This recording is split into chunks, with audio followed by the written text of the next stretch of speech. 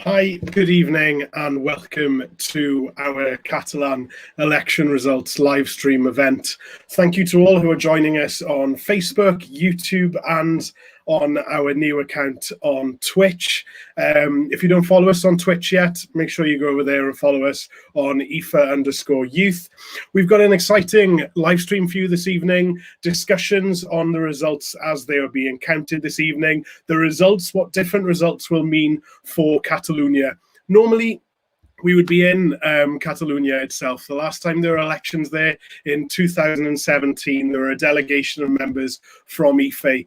This year, because of the pandemic and the continuing situation, we are doing it online on Facebook, YouTube and Twitch. So we'd like your participation as much as possible. Leave us comments with your thoughts and opinions and questions you want our panel to answer. And engage with us. We really want to hear from you through this evening, through this event. Joining me on the panel this evening will be Andoni from IFE, also from IFE, and Duran from Jovent Republica. We'll have guests joining us from Catalonia and across Europe throughout the event. So, and also we'll have TV3 on in the background so we can watch the results live together. The polls are showing already that it's an exciting evening. So without further ado, I'll welcome in Duran and Andoni. Hello. Hi, good evening to you both. How are you both doing? Thanks. Fine, I'm doing fine. I am really excited. I mean, we are going to have a long night today. We are indeed. That's very true. It's not as long as As in the USA. No. Is in the USA? No, it's not going to be 5 days. Tomorrow we have to work. I mean, yes. As somebody from Wales, your elections do go a lot quicker than ours as well. You don't stay up all night and wait until the morning. So we'll put TV3 on in 1 minute in the background. And I just want to start off and say, Duran, we of course held the event with Marçal from Jovent Republica on Wednesday, where we spoke about why these elections are being held only 2 years after the last elections in Catalonia. Could you just give us a little recap as to why these elections being held only 2 years after the last ones? Yeah, sure. Well, first of all, thanks for having me. It's a pleasure being here. And well, it's a quite long story, despite only being 2 years since the last elections. It all started with the declaration by ex-president Quim Torra on February, I think, last year, when he said that he wanted to have an advanced elections because the relationship between the two main parties that were on the government wasn't very good, both us, Esquerra and Junts. And well, next the pandemic of the COVID-19 arrived and everything, well, there was no normality, let's call it like that. So we had to wait a little bit for the elections. During this time of pandemic, the president, Quim Torra, was inhabilitated by the Spanish courts just for hanging a a sign panel, yeah, from the Generalitat. And with this, we arrived to today. Also, we had a little bit of controversy because at first the elections were meant to be taken on the 30th of May because all parties except for PSC agreed on postponing them, but PSC, using one of their satellite parties, impugned a claim that this was not legal and brought the matter to the courts. And the courts finally ruled out that the elections should take place on today. Mm-hmm. So that is where we are. I've those of you watching who have followed Catalan elections over the last couple of years have seen pro-independence forces in different formats. So in 2015, for the elections then, there was the Grand Coalition Together VS, Junts pel Sí. And then in 2017, what was historically the centre-right pro-independence party, PDeCAT, they became Junts per Catalunya, Together for Catalonia. And now we're seeing there's 4 pro-independence parties in the mix this time. There's yourselves, Esquerra Republicana de Catalunya. There's Junts per Catalunya again, as there were in 2017. There's also CUP, which is the left-wing, more Eurosceptic party, and also PDeCAT running separately. Do you think that having 4 forces will lead to more pro-independence officials, deputies being elected, or do you think it'll have a different effect on the results? That's one of the main questions that the independentist movement has had during these years. And from our experience, we have discovered that going separate is better for us. But I don't know if in the right-wing space of the independentism, that would be Junts and PDeCAT, is good for them. I mean, this political space has disintegrated into several parties, not only PDeCAT and Junts, there's also el Partit Nacionalista de Catalunya and several others. And well, today we will see if this reality will affect them negatively in terms of the votes that they get or not. When we look at the left side of the spectrum of our movement, I would say that having this combination of us and CUP is a good thing because we provide different perspectives to the same reality, and this will not affect us negatively. That's great. Thank you for answering. So as the live stream will go on, we'll explain a little bit about the different parties who are standing, just to give wider context, as we would normally do in a face-to-face event with you in Catalonia. We'll add in TV3, this is Catalan Public TV, where we will watch the results live. Andoni, do you want to come in here with any questions you may want to ask Duran? Or no, first of all, to thank Duran for the explanation. Maybe because maybe in the European Union and so on, we should explain how is the election going, election day, and also how is going to be the representative going to be elected and so on. So we will explain it later. I was watching the results mainly in Barcelona capital. First in main district, the first one is going PSC, which is pretty normal. To understand for the people that maybe know, as you can see now in the map of TV3, there is like the red belt, or that will be like the labor or the working class people belt that is Barcelona and around, mainly surround Barcelona. Barcelona also maybe between the districts and so on. So, but we have to keep an eye on that. We have to keep in mind also that Esquerra Republicana won, or mainly won the elections in Barcelona capital in the last municipal ones. Then there is no mayor of RC, but we'll later talk about that. But also, I am watching also that in Lleida, Esquerra is going pretty well, better than Junts. And also, as I am not mistaken, sorry, I want to be faithful. And also, in Tarragona is going ahead. So we will see it. I think that it's going to be an exciting night. And maybe we can start about talking about the distribution of the circumscriptions and how are going to see, or to I don't know the word, the 135 representative.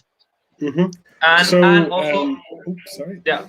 No, you carry on. You go ahead. Okay, sorry. Now I have just seen the message. We have the first person that is going to meet us is going to be Lorena López de la Calle, which is the president of EFA, European Free Alliance, which are the European party that are Esquerra is on, but also Plaid Cymru, Euskal Alkartasuna, Bloque Nacionalista Galego, SNP, and some others European parties that are fighting for the self-determination. So maybe Claire, you want to make the presentation of Lorena and giving the... Yes, of course. When she will be joining us shortly, just before she comes in, just to speak a little bit more about the point that you said. Duran, maybe you can come in here if I get any of this wrong. Catalonia is split into 4 regions. The main region, of course, is Barcelona. Barcelona has the largest amount of seats. Then in the north, there's Girona. In the south, there's Tarragona, and then in the west, there's Lleida. Duran, do you want to just tell us what the distribution of seats are like across each of these regions? We obviously know that there's 135 seats in total, 68 seats needed for a majority. So where are all the seats located? So in the distribution is made not by regions, but by an administrative like frontiers that are called diputaciones, which is like mandatory for Spanish regions or autonomous communities. And the biggest one is Barcelona, that has 85 seats. It is followed by Lleida, that has 18 seats. The third one is Girona with 17 seats, and the last one is Tarragona has 18 seats, and Lleida has 15 seats, and that's the last one. So as the election system works there, every party has a list, and the more votes proportionally that are won in one of these 4 diputaciones corresponds to how many seats that party wins, which allows, I'd say in a way, allows Jovent Republicà, the youth movement associated to Esquerra Republicana, to fight to have their candidates in the list as well.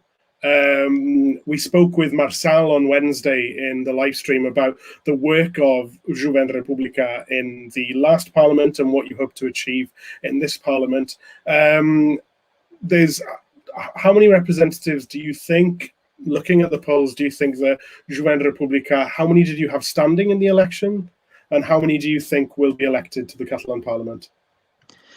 I think that we have like 15 standing for the election, but realistically only one will get into the parliament, and that is Pau Morales, our head leader.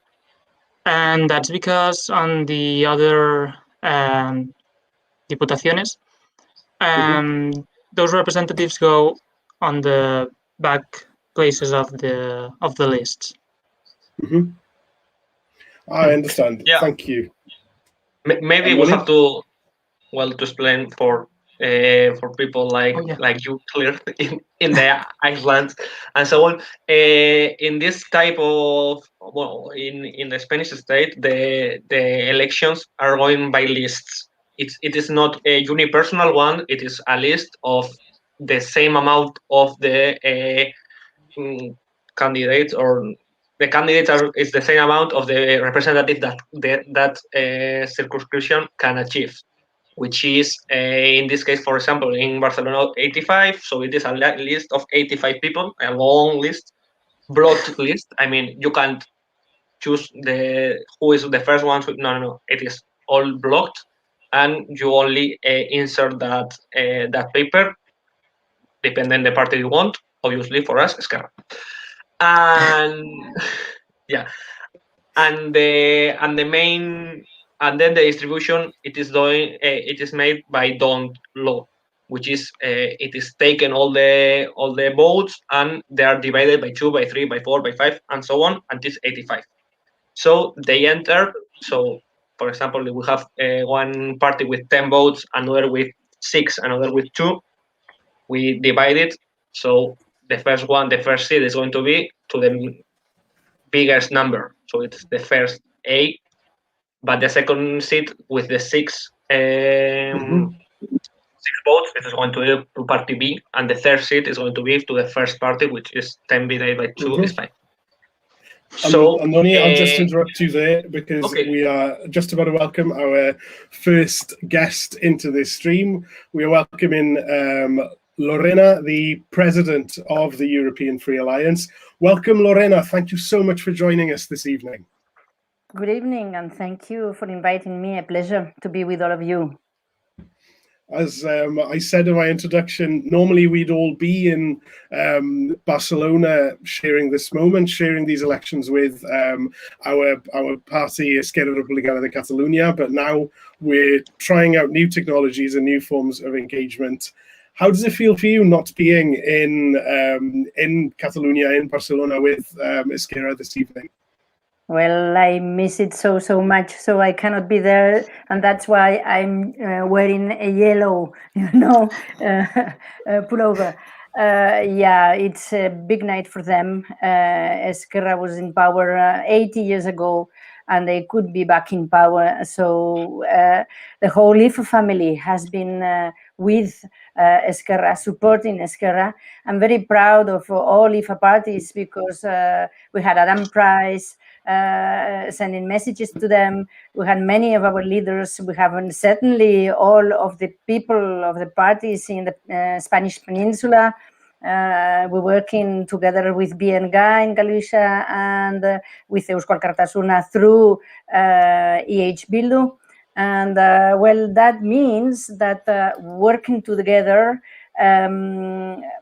helps us, certainly. Networking is the most important thing for IFA, and we're very proud because now at the top of independentism and even autonomism, but independentism particularly, IFA is leading in Europe. We are already with SNP in Scotland. We might be with Esquerra in Catalonia. We are with our friends from FEMU and PNC in Corsica.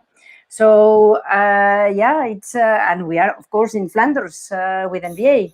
So I think that as a family we are happy now. A lot of expectations. I'm thank you for showing the screen because my TV is elsewhere, so I'm rushed to my computer. And like this, I can see that we still are at those only two seats. One now, nothing. We're the same as the socialists now. So the big fight for Esquerra has been to try to be well positioned to be able to form government, to be the leaders of a coalition government. So there could be a lot of speculations, but what we know is that the voter in Catalonia, independentist voters, want consensus and want to go ahead. So knowing Esquerra, I'm sure that that there will be a lot of efforts to try to lead a government that will represent everybody. Then on what could they be doing, no one knows. But I think that in the left and in IFA also, if being small parties that we are becoming and growing into bigger parties, but probably coming from the trenches as we were, like for all of us, all of IFA parties 20 years ago, we were very small, and now we are in the position of being able to govern. And I think that this attitude is helping us to be more creative. So why not create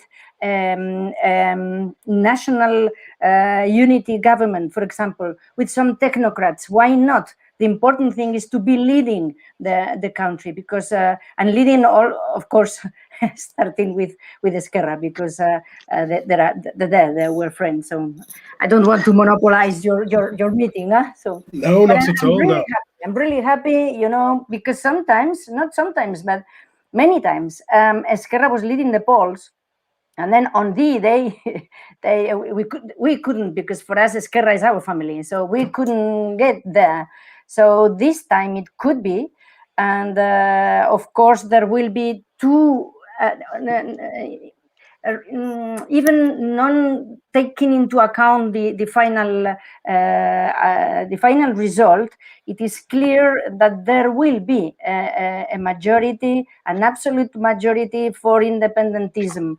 And with that majority, it is clear also that the Spanish government cannot turn a blind eye, and that they will need to negotiate seriously with all the Catalan parties and with the government that will be formed.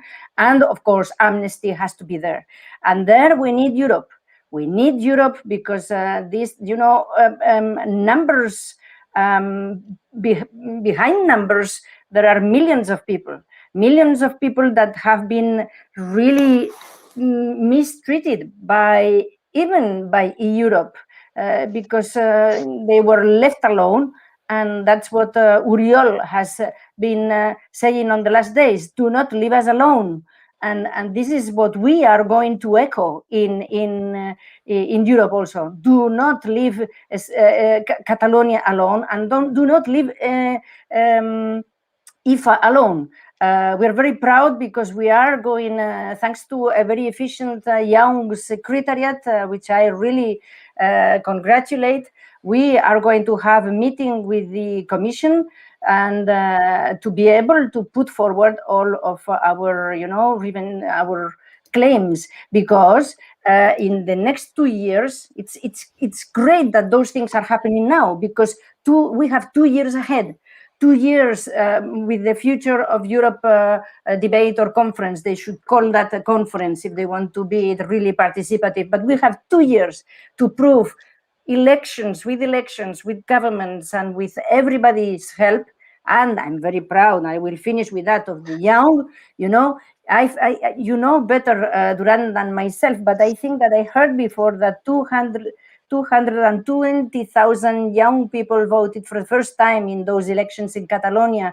The under 18 and why not 16? Why don't we go under 16? Because the youth is for independence. And that is the key. We need to go and make some room for the youth, because you are proving that it is possible. So we are very proud. Let's see if in 2 hours time or 3 hours time, we are as happy as now.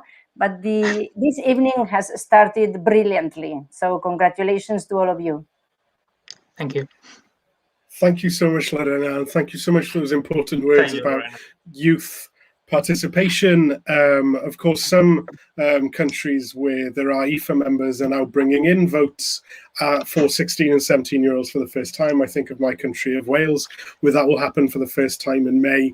And in my country, I'm sure in different countries across Europe, it's amongst young people that support is highest for self-determination. So it's great to hear of such a high participation amongst young people in Catalonia today and these new voters. And we hope that this trend of increased participation among young people will continue, I'm sure. Yes. I'm ashamed of going on, I'm not going to monopolize your meeting. No, not at all. If it is a question, I don't know. Yeah, I'm very proud of the youth. Yes. And we know that, G11s we have a bureau meeting soon on Wednesday, and we will have the results on your conference on independence. And yes, we're following very closely what's happening and you have good pollings also, and good poll results in Wales. So yes, we are progressing. Yes, they always said, our political adversaries, that we were living in utopia. Well, no, utopia is well alive, and utopia is there. And Richard. Definitely. That's such an important message, spoken with passion in your voice as well. Thank you so much for bringing this energy to our stream this evening. We really appreciate it. Thank you, Lorena. Bye-bye. Enjoy the evening. Thank you. Bye. Thanks. Well, this is Lorena. I'm fired up now. That was amazing. Thank you so much, Lorena. Yeah, just saying, while Lorena was talking, Esquerra won one more one more seat in Barcelona, and it is quite near of another one in Girona for 400 votes, and it is pretty more near the second one, but it is in Tarragona. It's a more difficult one. So we will see. We'll continue about talking about also important for our point of view, or how are going the political parties arrive to this election, because I mean Esquerra needs, or it is in the option of being in the government, the front government. I mean, from having president for the first time in a long time, and for that it is very important to be in front of Junts. The constitutionalist ones, as we could see during the TV3, it was they are 53 in this moment, around something like some kind of that. So that means that the independentist movement, it is going to be majoritarian. So now it's time to get agreements to improve, to really improve, and not to talk about utopians and so on, to really improve the situation, because the situation with the pandemics are really hard for economically, and also socio-sanitary, health and socioeconomics. So that's my point of view. So we'll continue the vote count. It still continues. Now it's 65%. So maybe we have now another guest. This is going to be really fast. So yes, of course. I'll just before we welcome our next guest, there's a comment coming in from Facebook from Maxence from Jeunes Néerlandais d'Alsace. Congratulations, friends, for the majority. Hope the best for your country. Polls are still being counted, votes are still being counted, of course. But Duran, I'm sure you want to thank Maxence from Alsace for such a kind message. Yeah, sure. Thank you very much, Maxence, and thank you for your internationalism, solidarity. So, without further ado, we'll invite our next guest. If you have any questions or comments you'd like to leave for our participants and our guests tonight, please leave us a comment. We'd appreciate them. We'd love your interaction. So, without further ado, we welcome Adrià Cisternes from the Valencian country. Good evening, Adrià. Good evening. How are you? Can you hear me? I'm very well. Yeah, we can hear you. Yeah, Barani, good evening. Very, very happy to be here with you, and it's a pleasure. Thank you very much. No problem. So, Adrià, I was wondering if you could answer first for us. These are totally unusual elections being held in the middle of a pandemic. Do you want to come in with some of your comments on that? Sure. As you comment, this is a usual elections. We live in a times of pandemic in which everything is not normal. It's quite the opposite. But it is true that these are not the first elections that we see in the middle of a pandemic. We've had a recent experience in the Basque Country, and also when we look at the international arena, we've seen the recent elections in Ecuador, for instance, and for sure I would like to comment also on something pretty much similar that I've seen on social media today, and reminds me of the process in the United States. So in this sense, first of all, it's been proved the votes submitted by the post or by mail are crucial and are going to be crucial in this campaign. We've had near 300,000 votes, something like that, casted via the posts. And in this sense, I would like to highlight the importance of this factor in the final result that we will see. We have to take into account that the results that we see now, I don't know how much of we have 65% of the total vote counted. I don't know how much of reliable this is with this huge amount of votes emitted by mail. And in this sense, I've read some messages on social media highlighting for instance, that there could be a possible fraud with the mail.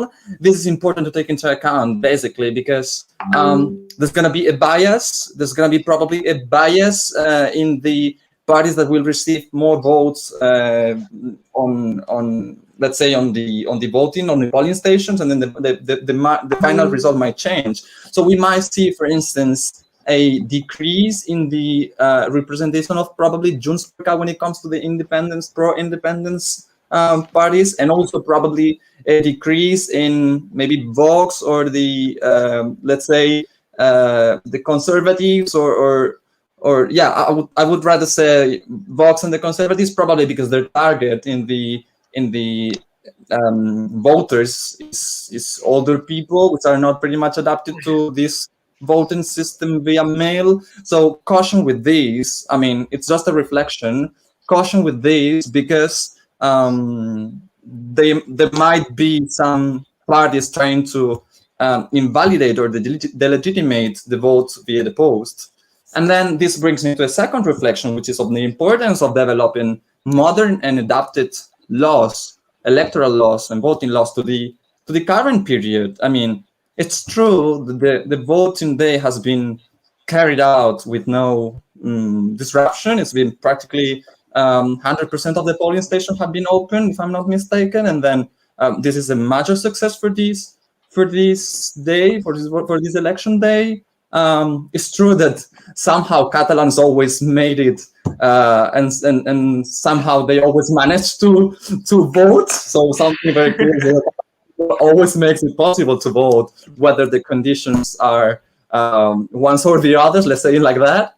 But with that said, I think it's quite important that we all adapt our electoral laws, and in this sense, it's even more important because Catalonia is the only, let's say, the only territory in the whole of the Spanish states currently that they don't have their own electoral law, their own voting law. So they're basically voting on the basis of the Spanish voting law. So it's even more important for me that in this frame, we develop a new voting law that takes into account probably processes and mechanisms that other states like Latvia or like other like we see in all around the world. So that would be the first reflection of this process that I think is not being highlighted enough. Yes, I want to. Sorry, Duran. Just a little comment. You had told us that the main post votes is going to be. I mean, it is not going to be for Vox and the Conservative one. I just wanted to highlight in the exit poll of GAT3, that is the TV3 one. It appears that the main electoral pool for Vox, it says male people under 40 years. So yeah, I was pretty surprised. I mean, but I think that's surprising. Yeah, it is pretty surprising, but I could understand it because the Vox message is pretty positive for that male 30, 40, which is saying that there is no future in this pandemic, that the crisis is going to be very hard, and it is going to be for years, and that and it is not going for the ones that are in this moment in the government. So I think that Vox also agglutinate that pain vote or against that in that case. Just saying that. What Andoni was saying is quite true. I mean, when there is a low participation, smaller parties tend to have bigger results than the ones they would have normally. And that's what we are seeing today with both Vox and La CUP. At the same time, what Adrià told us before, that there are some claims of fraud on these elections. It's a recurring topic that has been going on the social networks during these past days. But I think that's completely nonsense. I mean, the Conselleria that is responsible for these elections with Conseller Bernat Soler in the front, and also Ismael Peña, which is the General Director for Citizenship Participation, they have done an absolutely great job. Today, as we have said, all post votes have been working successfully since the beginning. There have been almost no problems, and those problems that have happened have been completely anecdotic. And what is true is what Adria was saying before, that we need a electoral law that is our electoral law. Right now we are using the LOREC, which is the Spanish law, and this gives several problems, such as that for having a seat in Lleida, you need 3 times less votes than the ones you would need to have one in Barcelona. And this is not proportional. So these are some things that we should improve, but the main problem is that for having our own electoral law, we would need to have the consensus of 2/3 of all the MPs that we have on the parliament. And that, looking at the fragmentation that the parliament is having, is quite difficult right now. Sorry, we have just one. It has been changed, the one in Barcelona for in favor of Junts, but Junts also have lost one in sorry to say, I think it was Lleida, in favor of PSC. So now the distribution is going to be changed. Yeah, And I think that we have lost another one. That's it.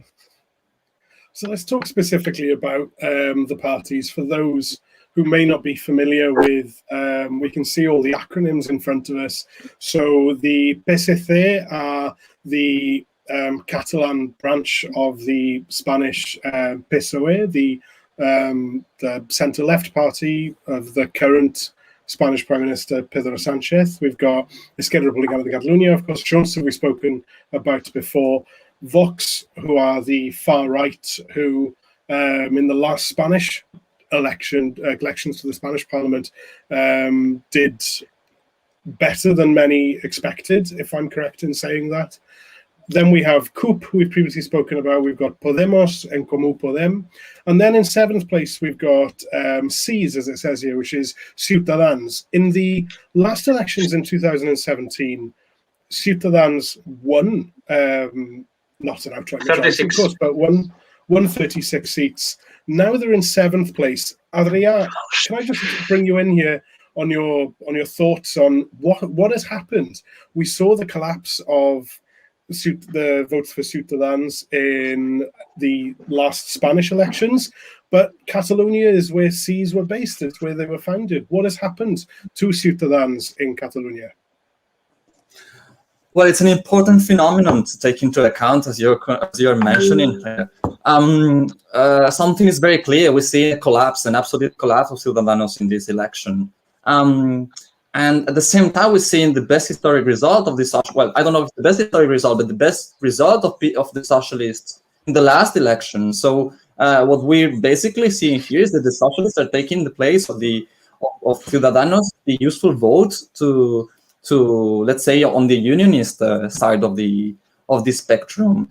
Something that we could also comment is that Ciudadanos is actually, I would say, and this is of course a personal appreciation, that is the party of the process of that phenomenon that we call the process in Catalonia. And once I would say the process is over, then the party of the process is also over, because Ciudadanos was born as a counter reaction to the process, no, which is mostly that process of independence that started with Junts and Esquerra in the last couple of governments. So to make it simple, I think we're seeing here the end of a cycle, and we're seeing basically that Ciudadanos has almost disappeared. Is for sure gonna disappear. In this sense, it's important to comment on the very, very low loyalty of the vote of Ciudadanos. So which is basically an absolutely brand that has no consolidation. It's been basically a temporary brand that has no roots in the territory, that has won on the basis of mediatic exposure, but basically they have not been solidified. And this is a very important factor and phenomenon to analyze in this election process. As I've said, this process of Junts and Esquerra together in the government has been finished, or once this mediatic storytelling of the battle between Junts and Esquerra has been finished, let's see what happens now. I think Ciudadanos is absolutely over. In this sense, how much of a success is this for the socialists? How much of the Illa effect that we say in the Spanish state has been in the process? Because as you know, the socialists made a very, very risky choice, which is replacing who was supposed to be the candidate, which was Miquel Iceta, for the health minister in the Spanish government. And that was a very risky choice. And I'm not going to say they succeeded, but they got a very good result. Let me say, and again, this is based on personal appreciation, that the Socialist Party, with or without the candidate, Illa, would have improved the result. This is something that because they would have funneled and channeled some of the vote of Ciudadanos. So I don't know how much of the effect there's been in this election. I think we will never know it, in the sense that we will never repeat the elections in the same contest and see Iceta as a candidate. So we never know. But something that I think is very clear here, and we're not commenting on, is also the change of position of the Socialist Party in Catalonia. I mean, the internal positions, because Iceta was clearly a federalist. I mean, little by little, they've switched towards a more centralistic approach, also because they're in the central government of Spain. So that's understandable, or at least natural. But we're seeing a completely change of cards, or exchange of cards. Iceta was represented the most federalist branch of the party, and then we've seen Illa, which is basically the opposite. So for the first time ever, the Socialist Party in Catalonia has abandoned this core of sovereignty, or this historic Catalanism that once they embraced. I also believe that this might reinforce the political framework in which the Socialist Party in Madrid is playing with, in the sense that this made them maybe a more credible actor when positioning against pro-independence countries, and that might clash in favor of, I mean, in the clash against Ciudadanos or Podemos, which are the direct competitors or rivals vis-a-vis the Socialist Party. I think this positions the Socialist Party in a very, very good situation. Once again, not really sure how much of a success this is, but I think it's a phenomenon to take into account. I don't know what you think. Going back to the results of Ciudadanos, I think that on 2017 they had the opportunity to become something sort of like Macron in France, but they opted for another strategy that was to leave what made them successful, that was being a liberal, let's call it right-center party, and they opted for going frontally against independence and focusing their speech only in that regard. And I think that that's what has caused these results. Yes, I just wanted to say that Spain doesn't have, or never had an truly liberal party. There was a liberal movement inside the conservative one, and I think that's important. I think that would be a good place. Thank you very much, Adria, for being with us, and we will continue seeing you. Also, to thank you for coming here, and also to say that you have a really interest. Follow Adria Cisternes in Twitter about the Twitter and so on, how it is used by the extreme right. Also the debates in the Valencian television and so on. So a great work for you, Adrian. So congratulations and thank you for coming. We'll see many times, I hope. Yeah, thank you, Andoni, and cheers. And congratulations for this debate. Very interesting. I will follow you. Thank you very much. Thank you, Adrian. Thanks. Moving straight on, we will welcome our next guest, and that is Aitziber. So good evening, Aitziber. Welcome. Hello, everybody. How are you this evening? Good here, following all the results and trying to check into the small details that may be the clue, especially for the debate, not that much in the Catalan arena or for the Catalan people, but then what the people from Spain will be, trying to put the finger on. It's something very interesting that just about 5 minutes ago we saw in the emission of TV3 that the pro-independentism of the Catalan bloc managed to arrive at 50% of the votes, not only of the seats, because in the last years we saw that, of course, the pro-independentists won in seats, but there was always the word of you don't have enough votes, you don't have 47.5. Exactly. So right now it was just 50%. You know that the in Común Podem usually it's not put in any of the blocks. So maybe for first time we managed to have this this point also in the good side for us, for our friends of Esquerra and the people of Catalonia, the pro-independentist people in Catalonia. So I think this might be one of the key points to check tonight as we see the results.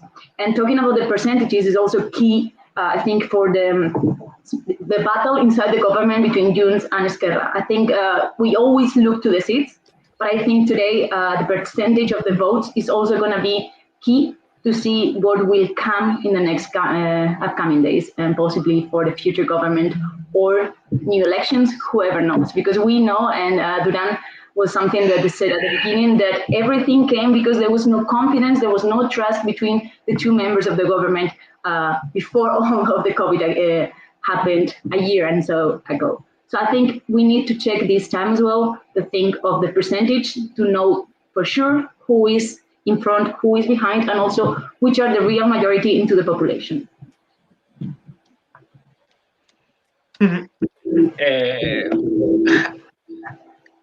Sorry, I am pretty agree with what you have said, Aitziber, and I think that one of the main keys is that if the independentist votes are more than the half of it.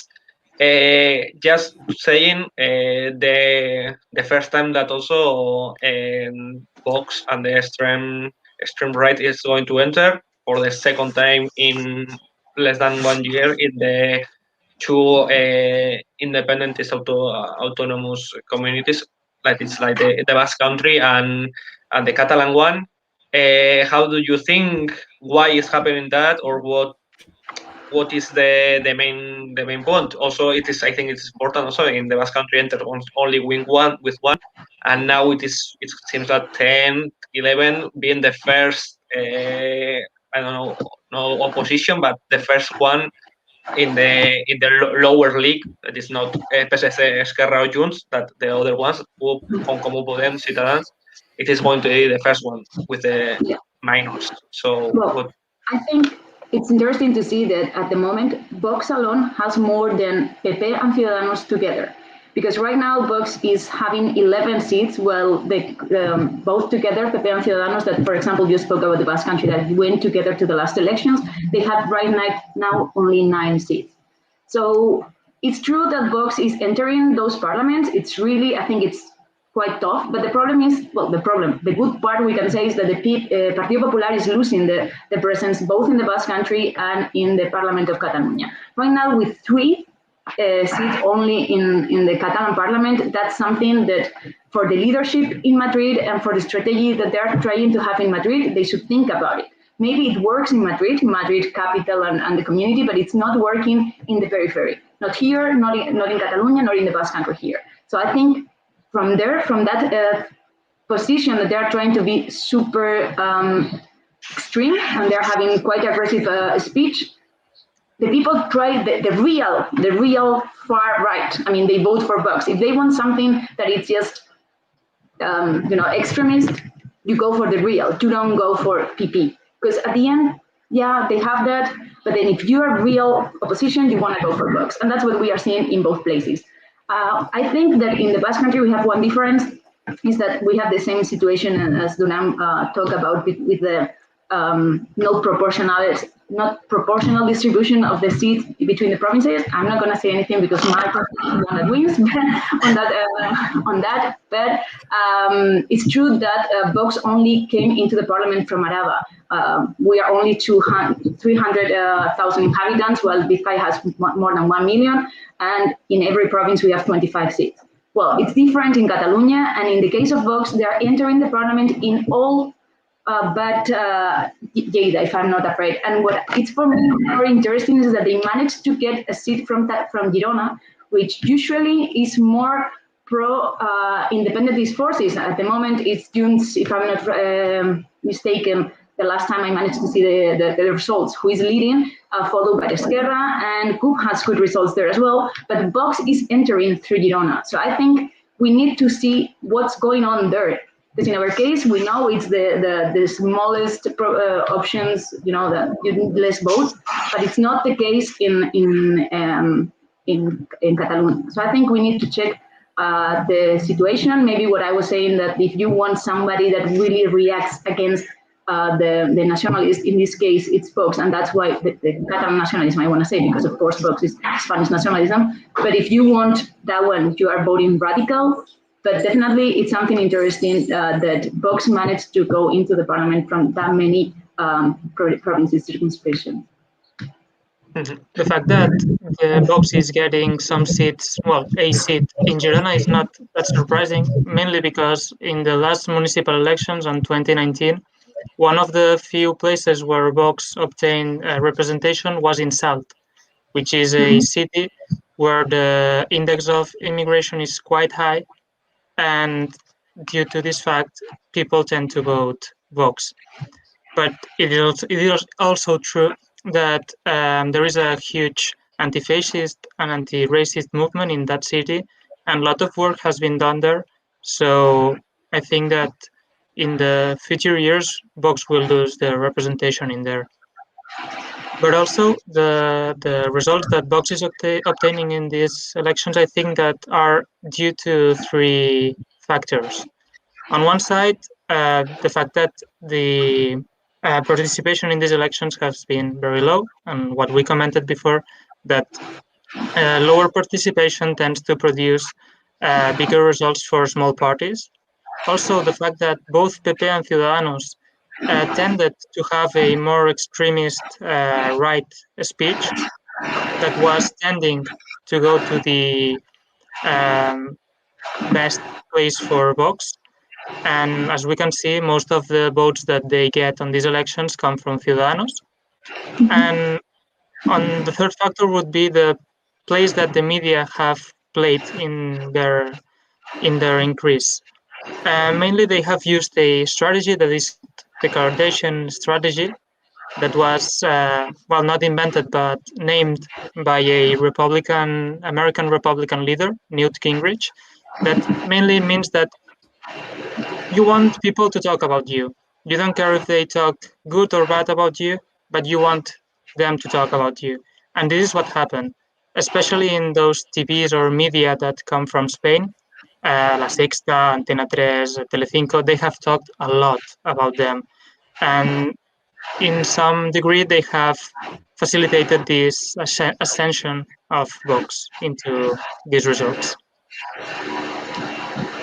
Yeah, it's like with Trump, it's better that they talk about you than not talking about it. And definitely that's what it has to bring Vox to all the media. I think it's also something that needs to be, maybe it was in the pre-election, but why Vox was in the debates, when in theory, only the parties that are part of the parliament at the moment, sorry for the cut,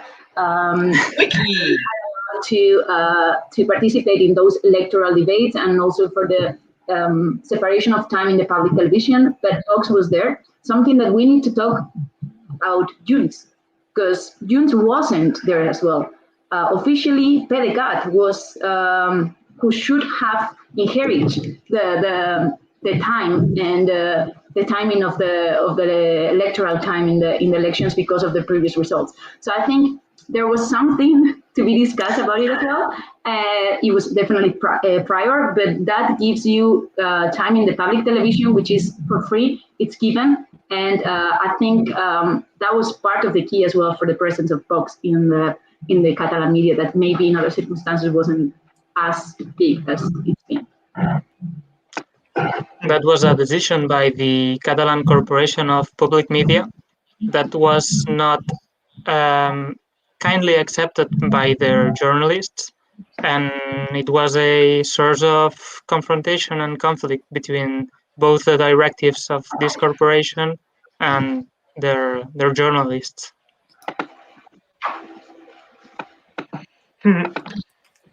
Thank you.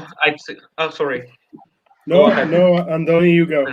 No, I was going to thank Aitziber. Just wanted to say that it is true that the Basque system it is unproportional and so on, and you can cry or whatever. But maybe the Vizcayans also always cry a lot. Okay, but I want also to say my vote is not 4 times better than theirs. It's not reality. No. I want to say that even that if you take the results and you take the only in one circumscription, I mean, like purely representative. I mean, it would only change one seat from PNV to H Bildu. So it is not so. I mean, in the paper and supposedly it is very unrepresentative and so on. But then the political situation, the political parties, and the political culture made it less, more representative than what the system is by itself. So, thank you, Aitziber, for coming. We will have new guests. Thank you. It's really interesting. Of course, I will continue following you, and let's hope that the result continue being good for us, for our partners. Duran, all the best, and let's hope to see that also in the percentages we have a good result. Thank you, guys. Thank you. I want to say the banner has appeared, but you can give comments and so on. Thank you, Santiago, for seeing us from País Valencia. And now we are having an international host. You can present him here. I want to take a beer if it's correct. Yes, of course. Just quickly, before we welcome our next guest, let's have a little recap of the results where we see them now. So for those of you that don't speak Catalan, the percentage at the top of the table we see on the left of the screen, that is the amount of votes that have been counted, 86.9%. We have the PSC and Esquerra Republicana de Catalunya, both on 33 seats. From the analysis, we can see that small amounts of votes can change one seat. There are tiny increments. Do you think that in these 14-15% that there's left to run, do you think that just maybe Esquerra can take one seat away from PSC, maybe? Well, I don't know if from PSC, but from what I've been told, in Barcelona, there's only a 100% votes margin between the one seat that would be now in power of Junts, and Esquerra is battling for that. And also in Girona, there's also another seat that is in battle, but in this case, the difference of votes is of 600. So I don't know. I'm optimistic about the seat in Barcelona because it's more realistic, but well, we will see. We will see. So just to recap, for those of you who may have joined us later, who are the parties that are standing? You see letters and names in front of us here. So we have PSC, that is the Catalan Socialist Party, as they're called. They are unionist centre-left, the Catalan branch of the PSOE, the Spanish Workers' Party, who are currently in government in the Spanish Parliament. Then we have Esquerra Republicana de Catalunya, IFA's member party in Catalonia, and they are left-wing, pro-independence. Then we have Junts, which is the party of former Catalan president Carles Puigdemont, and they are centre-right, pro-independence. Then we have Vox, they are far-right, Spanish nationalists, anti-immigration. After then, we have CUP, which is the Popular Unity candidate, Candidat Unitat Popular. They are far-left, Eurosceptic and pro-independence. Then, after then, we have En Comú Podem. They are, again, on to the left of the PSC.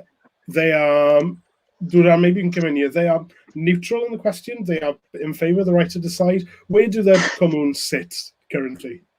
That's one of the biggest secrets kept in Catalonia. And theoretically, they claim that they are federalists and that they are for the right of self-determination. But in practice, we haven't seen any movements towards those claims. So I don't know where we could put them. In this neutral position might be the best place. Yes, more neutral. Then we have Cis Ciutadans or Ciudadanos, as we've spoken about before. They say that they were centrist and liberal. There are many arguments to say that they are most definitely not. I'll try and be as diplomatic as I can.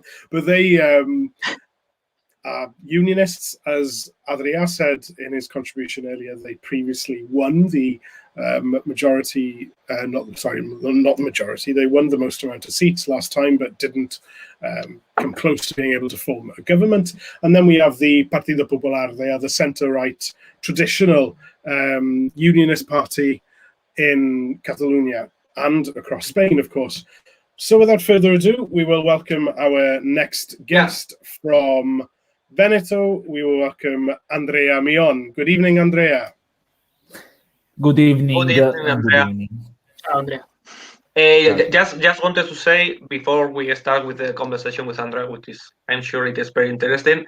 Just saying, the four last seats that are going to be divided, the one that in this moment with this scrutiny, it shouldn't be a big changes, but only 1 plus, 1 minus, and so on, are pretty near. I mean, it is not really good for Esquerra. It has the last one in Barcelona with CUP 3,000 votes ahead of CUP. In Girona, Esquerra is pretty pretty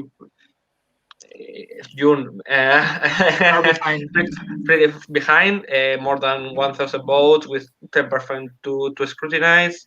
In Lleida, it is PDK, the one who is by the back, and in Tarragona, better not to look because it's Vox and PP. So, I mean, it shouldn't be, or I don't think, maybe yes, maybe as Adrian has said, the electoral post and so on, but I don't think that we will see really big changes in the seats that are nowadays given. So we will see it later. So first of all, thank you, Andrea, for coming us. You will tell us about.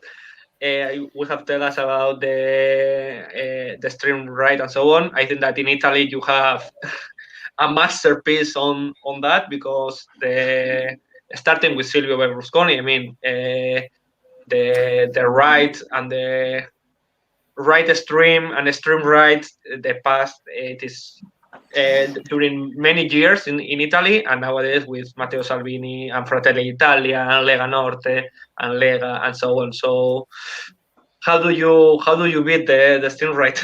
It is possible to beat the extreme right.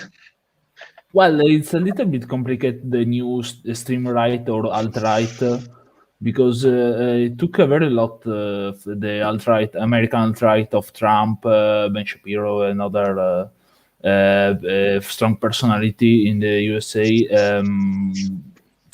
And they form like we see Vox in Spain, Le Pen in France, Salvini before, and now Meloni, that is Brothers of Italy. in Italy. I don't remember. I don't know how to pronounce the name of the extreme right in Germany. AfD, as if I'm not AfD. Yeah. Also, we with the UK, we see on the Brexit, but we need to understand before which vote that they take, which vote they take for abstention or from the other right parties, because as we see. In Italy, Berlusconi has dominated the Italian politics for 20 years, but his right was conservative with extreme right, but also with the center right. So it's a little bit complicated. It's like Partito Popular in Spain.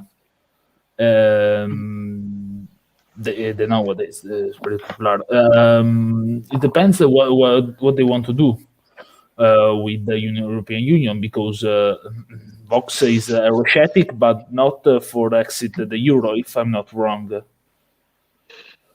No, they don't want that. Yeah, maybe little measures like like the others. I don't know. I don't know the solution for fight the extreme right, because we had a war for that. We don't do that now.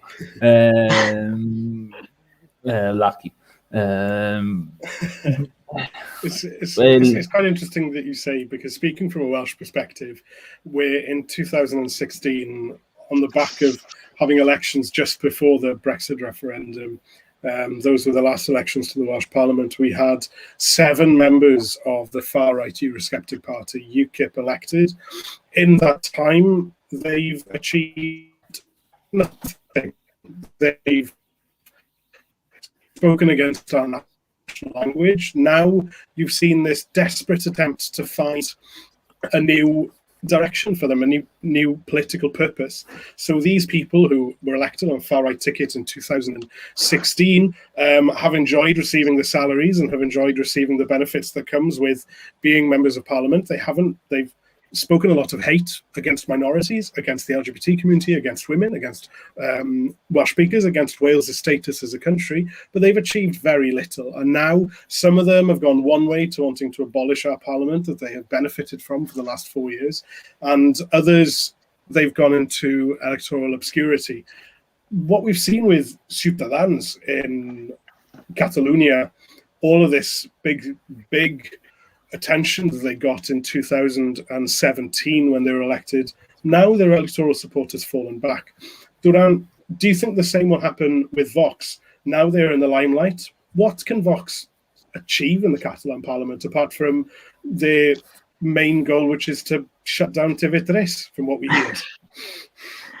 Well, first, we should say that the far-right strategy in not only in Spain, but also in the rest of Europe has changed in the last 10 years, especially with the entrance of people like Steve Bannon in the far-right spectrum, or other actors such as Le Pen or, I don't know, Orban, or I don't know, these actors of the far-right. They have adopted a more political approach to what far-right means, in the sense that they are focusing even more on their communications and on their impact on the social networks, and they are resenting that typical look that we had about fascists, with the skin wardrobe and all those let's call them connotaciones. Connotations. Looks, yeah, connotations. And I don't think that change in the short term in Catalonia, mainly because the type of politics that they apply are quite different of the ones that Ciudadanos used. But our recipe for fighting against this type of movements in Catalonia is constant unitary struggle against them. Wherever they are, they will not be able to have normal speeches. They will have always an anti-fascist in front of them, like they had the last week on Vic, Valls, or other municipalities in Catalonia. That's the best way to end once and for all with fascism and far right. Yes, I just wanted to also to say that it was also with the seat that Vox is going in Girona, is that in Girona mainly it was like, I don't know how to say it, 10 years ago, 12 years ago, some kind of that, with Josep Anglada, and I don't really remember the name of the party, which was a extreme party. The party of Josep Anglada, I don't remember the one. Which is Plataforma per Catalunya. Plataforma per Catalunya, thanks, Duran. The message was really similar. I mean, Islamophobic and anti-immigration politics. They even won in some little villages. I think that from the Girona, they were councillors in Vic. So I mean, Vox also had taken that Catalan nationalistic, some kind of that, or the message at least is pretty similar. And as we can see in Girona, it is still there. I think that we can't understand, and I think that the extreme right and the fascism, it's like something outside of us, and it is something that is outside our society, our really pure and really majestic society. We can't understand in that way. We have to understand that the extreme right and the fascism, it is on our societies, as well as machism, as well as patriarchals and machism, and even the neoliberalism. It is in our societies, and we have to understand that we have to fight against it. I don't know if I am explaining myself, but the idea of they are coming from the other parts. I mean, the ideas of fascism and the extreme right are coming from it. I think it is not really true, and it could be dangerous because you can enter in some dynamics. I don't think that are really really good for us that we want to fight them. Let's not forget that Josep Anglada was a former member of a fascist party called Frente Nacional, which was a Spanish nationalistic fascist party. And it is true that there exists some kind of far-right movement inside the independentism, but it is completely residual. They have almost no representation. They have a few representations in one little town in the north of Catalonia, but it is completely residual. The important one is the Spanish far right. That's the one we should fight but against. what I mean, I understand that. I didn't, maybe I am not saying that inside the independent society there is fascism, but in the Catalan society as well as in the Spanish society, I mean, in the Basque society, there is fascism. I mean, and the voters of Vox are this. It could be my neighbor. So we have to understand that, and it is not like it is something like super. Oof, they are only the military ones, or they are only the Guardia Civiles and their parents and their families. No. I mean, it is more.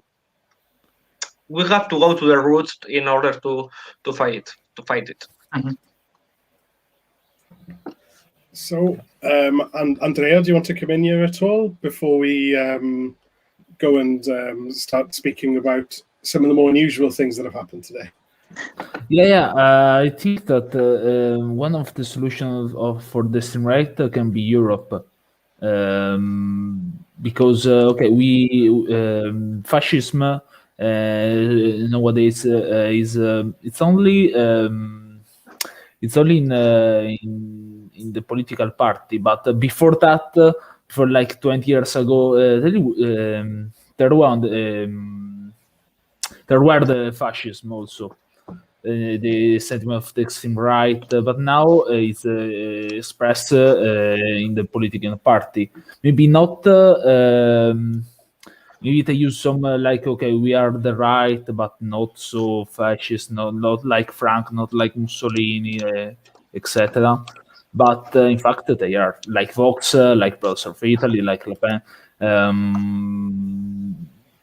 I don't know really which road we need to take, but I think that Europe, the Europe peoples that we fight for, it can be the solution for if we need to erase the nationalisms for the state nations. Andrea, thank you so much for contributing with us this evening. Thank you for coming on as a guest. We'll hope to see you very soon. Thank you so much. Thank you very much. You too. We'll just come in with some comments quickly. So our first one is from Jean-Christophe from Brittany, always with Catalonia. Hi from Brittany. Duran, I'm sure you'd like to thank them for the message of support. Yeah, sure. I mean, I was, I think, 4 years ago in Brittany with our mates from there, and it was a pleasure, and thank you very much for your support. I mean, I want to go back to Brittany. I had a very good time in there. I was there with you. It was the that's true. conference on the future of agriculture. We also have Victor Gaillou from Brittany as well. Bravo, bonsoir. Merci beaucoup, Victor. Merci pour votre soutien. Thank you for your support. And also, we touched on this briefly earlier. We've got Santiago saying, Força des del País Valencià. A strong message of support there from the Valencian country, from Santiago. Muchas gracias, hermanos.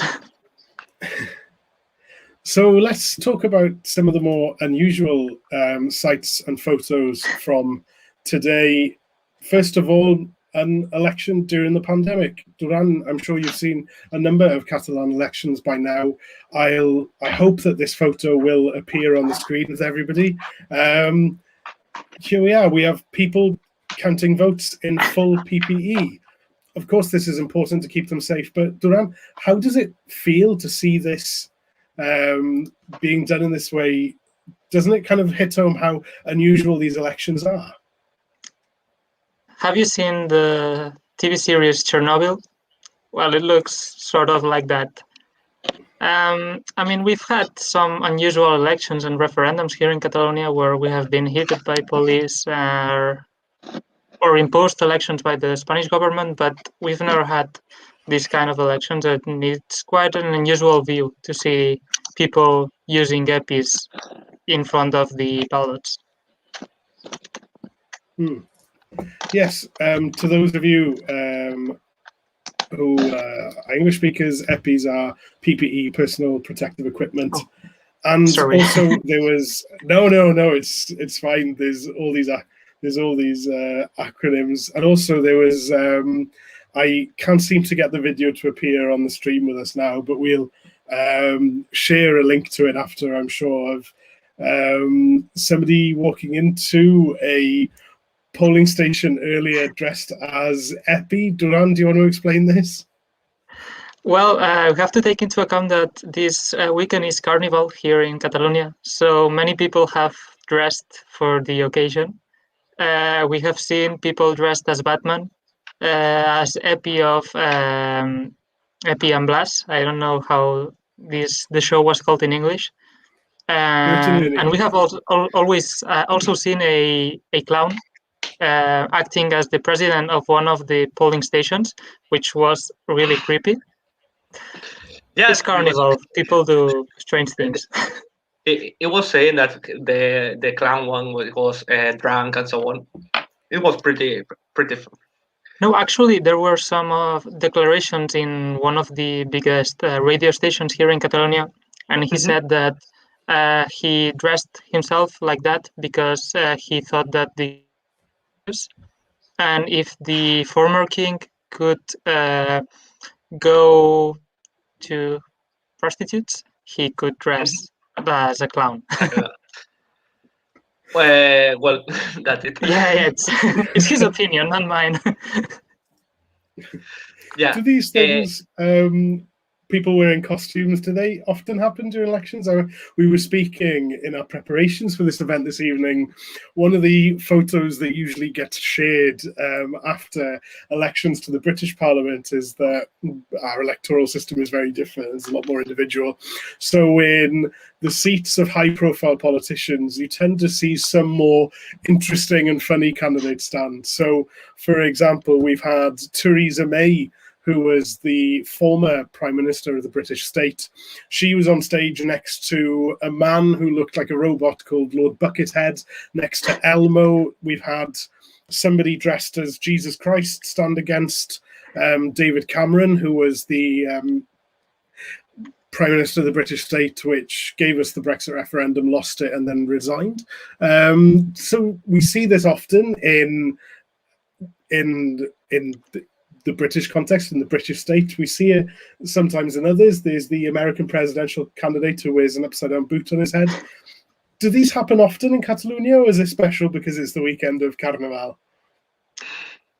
I mean, on the last elections on 2017, I remember that some guy entered the station, the polling station, dressed as a tank, a military tank, remembering the repression that we had on the 1st of October. But that's not something that happens usually. I think that's something that would happen, would more likely happen in Britain or in Wales rather than in here. I'm trying to get the videos up. Antoni, do you want to come in here? Yeah, no, usually the main funny aspect in the voting are the things that people put inside of votes, like it depends the innovation of itself, but sometimes it's like a chorizo slim, or depending there are many things. Poems, very strange things. That's it. Photos of Stalin and so on. Yeah, it depends on the ones. Yeah. We have that with us. When I was a candidate a couple of years ago, you have this. So we're all in one building where I stood as a candidate. It was a cowshed. So it was about 2-3 o'clock in the morning. And if somebody defaces their ballot, it's called spoiled, and they present them to the candidates to see if the candidates will agree that, for example, this is a vote called for this specific candidate. So usually people comment none of the above. In one seat in 2017, somebody had put a very, very well-drawn drawing of genitalia in one of the boxes, and that was accepted as somebody's votes. We've had, I remember where I stood, there was all sorts of interesting messages put on ballot papers. And of course, with yours in envelopes, I'm sure there's different ways for people to be. Do we call it creative? I don't quite know how to describe it. Imaginative, yeah. Yeah, using their imagination. Yeah, I want to change. Sorry, because I was in Jessica Albiach, that was the representative of En Comú Podemos. They made a really great hit for the electoral. Yes, with the Yes con la Yes, no, or something like that. Yeah, they made a rap song. Rap song, rap, yeah, rap, trap. I don't know how to define that. Well, it looks like it doesn't go so badly. I mean, like they get eight representative, and I think it's also interesting what she had said now, that she was saying that their vote, or the 8 votes of the 8 representative of En Comú Podem are going to be given, or if PSC and Esquerra make an left government. But we have to keep in mind that Esquerra has signed an agreement with all the other independentist parties, saying that no one should, none of the parties are going to accept an the vote of PSC, the Labour Party, because their constitutionals they enjailed the leaders of the independentist movement, and they are not respecting the agreements that were made in the Spanish government with Esquerra. And I think that after 1 year, 0% of the agreements with Esquerra have been made. I think that's a clear example of how the Spanish Labour Party works, because it is worldwide known for doing this type of tricks. I mean, Comuns can repeat as many times as they want that they want a government with PSC and Esquerra, but that's not going to happen. I mean, we have repeated it actively, passively, on all the ways that we can. And, well, their only opportunity is to give support to the government that is elected in these elections, that is an independentist government. And that would mean that they are in favor of the self-autodetermination right. So let's see how it's going to be the following days or following weeks with the agreements for the government. But in this moment, on this time, 11 of the night already, after 1.5 hour of stream, Esquerra is in front of Junts in the, I am saying, realistic government. It should be an independent government. Esquerra is the leader. It has more representative and also more votes. It has 1.30% more of votes. So the people have spoken, and let's hope that Pere Aragonès will be the next president of Catalonia. I think that we have another guest. Clear, you can. Yeah. Take the I floor. can do the honors. Welcoming our next guest. It's 11 p.m. already. This evening, the stream is going so quickly. Our next guest is from the Valencian country. It's Yuk. Welcome, Yuk. Good evening. Hi. Bona nit, Hello, everyone. Yuk. Bona nit. How are you doing? Fine. I was just checking. I am refreshing all the time the page of the Catalan government about the results, and well, it's already more than 96% of votes casted, and I think we can say that we have a result. I don't know if there are little differences in each province that can make a difference. The littlest difference is in Lleida between PSC and PDeCAT, which are 500 votes in favor of PSC. So I don't think so. The other votes are more than 1,000. So I don't think that would be really big changes in the next hours or minutes. Yeah, but I think we should celebrate. We should congratulate Duran and Jovent Republicà and Esquerra Republicana, because I think it's a very good result for them. Honestly, at the beginning of this week, and well, after seeing how the electoral campaign was, I honestly think Junts was going to be first again, because this happened. This happened in 2017. That I think polls said that Esquerra was going to be the first party among the independentists, and afterwards it was not like that. And I think this is finally the time for Esquerra, and I am very, very happy for them. and I think the presidency of Per Aragonés is great news for Catalonia, definitely. Thank you. Yeah. Yeah.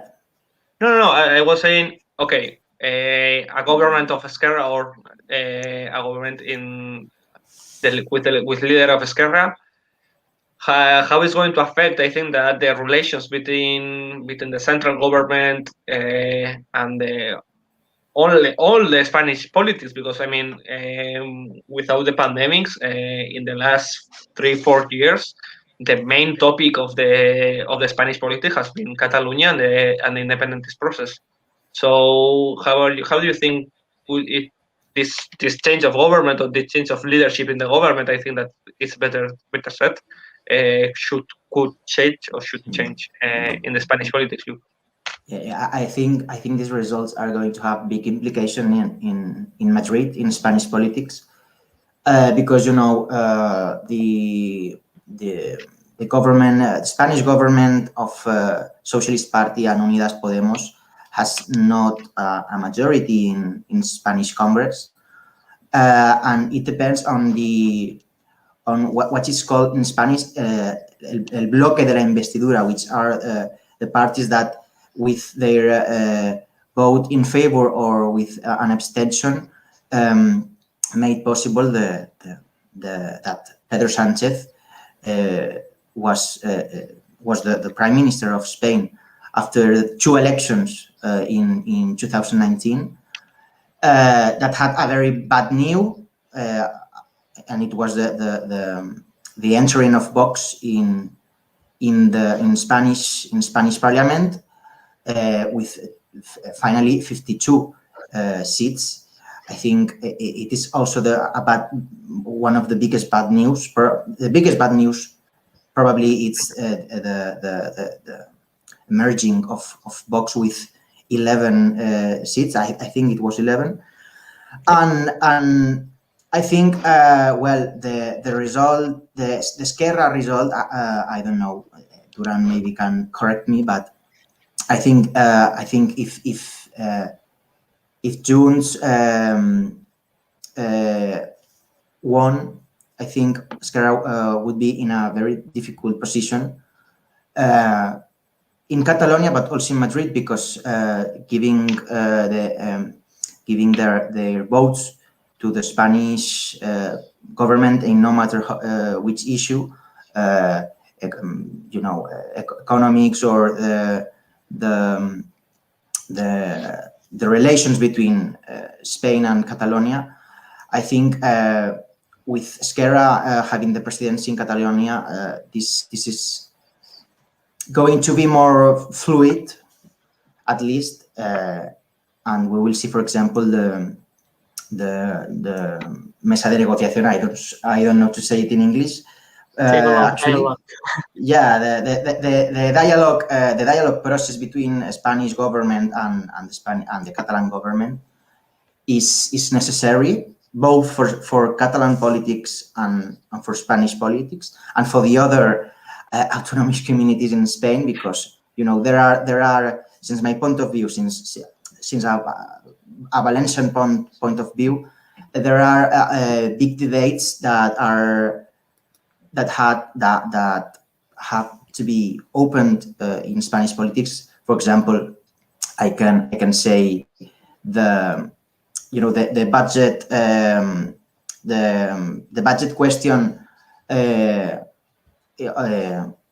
according the autonomous communities, it is blocked now, and this has to be put on the table again. And I hope all these questions and a big agenda, a big left-wing agenda with strong left-wing policies in Spain is also needed, because I think it is the only answer that the left parties can give in front of the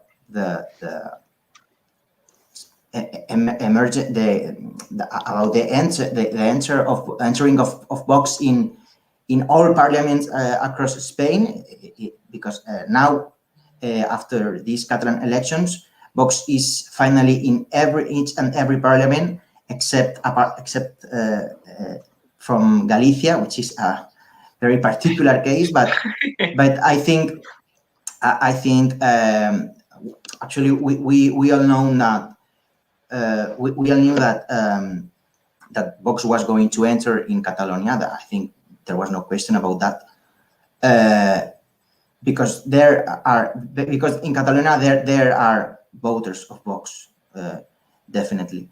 But I think Paul said that they are going to have less seats, and I think the battle against the far right in Spain has to be settled down with strong policies, social policies, and well, I think we will have a big battle there. I agree completely with what you've said. I mean, these results show that the strategy that Esquerra has shown has a very large support, and that what we call the white way has gathered more and more people, and is the right Definitely, path to yes. follow.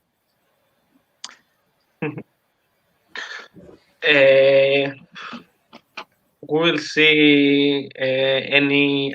Do you think that we will see any advance in that negotiation table or table of negotiation with the political prisoners, with the, I don't know, any advance in the independentist aim, or do you think that nowadays the battle will be more to fight the pandemic, and after the pandemic we will talk, or I don't know? What do you think? Yeah, actually, I really don't know. I was looking to the TV because it's Ciudadanos members showing now with very sad faces, and I am enjoying a lot the moment. But about your question, Andoni, I think, well, actually, I really don't know. I hope that, since now until I think December next year, 2022, in those days, Andalusian elections in Andalusia are going to take place if they are not called before.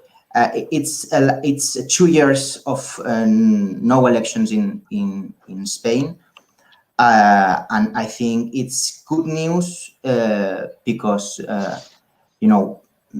parties are going to be more free in order to negotiate almost everything, including especially the topic about the table of negotiation between Catalonia's government and Spanish government. And I think there is now a chance to go ahead with those negotiations, and it's more easy to do them than with a lot of elections during those times. Yeah, I pretty agree with you. I mean, I think that we have had, I would say that in the last 5 years, electoral cycle after electoral cycle after electoral cycle. I mean, if it wasn't Europe, it was the autonomical one, autonomy in here, or the Spanish ones, and we had 3 Spanish ones, and so on and so on. So I think since December 2018, that was the last elections in Andalusia, each semester we had an election no matter where, and that was it was very difficult to do politics. Yeah, I think that we have seen a lot of I don't know how to say political communication, and we haven't seen many politics. Yeah. And I think that it's the moment that we have to see politics. and the pandemic situation asks for more politics than never, more agreement. And politics mean agreement. I mean, maybe we have to agree in very basic things. And with the pandemic one, I mean, it's like there are some things that I think that zero COVID strategy and so on and so on. But that's the politics, or from my point of view, that's the politics. I mean, to agree in things that maybe are like really little ones, and maybe we agree just in one thing, but let's agree on that in order to create and to serve the population that is not in this moment is suffering. I mean, economical crisis and so on and so on. So let's hope that this 2 years, 22 months could be better and seeing more politics. I mean, the results should make this happen. From one point of view, the Spanish point of view, you have 50.8% of independentist votes. The Spanish government should see this and, in a mandatory way, react, going back to the dialogue table. And basically, the first thing that they should do is an amnesty law for the political prisoners. That's the first thing that they should do. And next, the political talks to solve the political problem that we have in Catalonia should start. On the other way, on the Catalan point of view, these results will give stability to both the government and the independentist movement. One of the main problems that we had during these past 2 years with our government was that there was no communication between the parties. And in sometimes you looked at your theoretical partner and you didn't saw a partner, you saw the opposition. And I think that with Esquerra leading this new government, this will not happen at all. And this will make that legislation keeps happening in Catalonia, because in these past 2 years, the legislative party in Catalonia has been a little bit in a standby position. There hasn't been many new laws done, and those that have been done have been suspended by the Constitutional Tribunal, which is kind of annoying. But I think that with this huge majority, things will improve and will go in the right direction. I don't know if you want to say something more, Duke, or no. I was just looking also to the stream of TV3 is Miquel Iceta now Spanish. Now he's Spanish minister from 2 weeks ago, I think, more or less. Yeah. Actually, since the beginning of the campaign. Spanish minister on territory territories and public service and so on. It's a ministry that nobody knows what it really does, but it sounds great. That's it. I think I don't know if you speak before about the so-called Illa effect on these elections. I have to say that I understand this result because I actually think that Salvador Illa likes in a part of the population of the Spanish population and obviously in Catalonia. Also, I think it was a very good bet from the Socialist Party of Catalonia. I thought that this was going to have success. I don't know if enough to be the winners. They are the winners with the same amount of seats than Esquerra, and obviously it's not possible for them to make a government. But I understand this because a lot of people here, I think people that follow Spanish politics may not understand why the minister that managed the health system during the pandemic was going to have a good result in Catalonia. And actually, if you go to the to the polls about how much popular are each minister, and he was one of the most popular ministers, because since last March, since the beginning of the pandemic, it was he was each and every day on television, and at the end that makes our makes you confident with people, and I think they see in Salvador Illa some kind of near candidate, and well, I think it was a very good the best candidate that the Socialist Party could have. Obviously, that's my opinion, because I sit around moving like this. Well, I don't know if we should talk about the Illa effect or the soufflé Illa, because I think it has been out of the oven too much time, and their perspectives were a little bit higher than what they have gotten here. But I agree with you that it was a good choice for them. But I think that obviously, I should say that if elections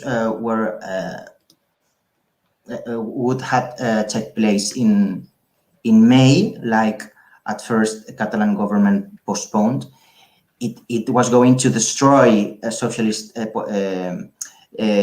chances to have a good result. Spanish government led by the socialists and all its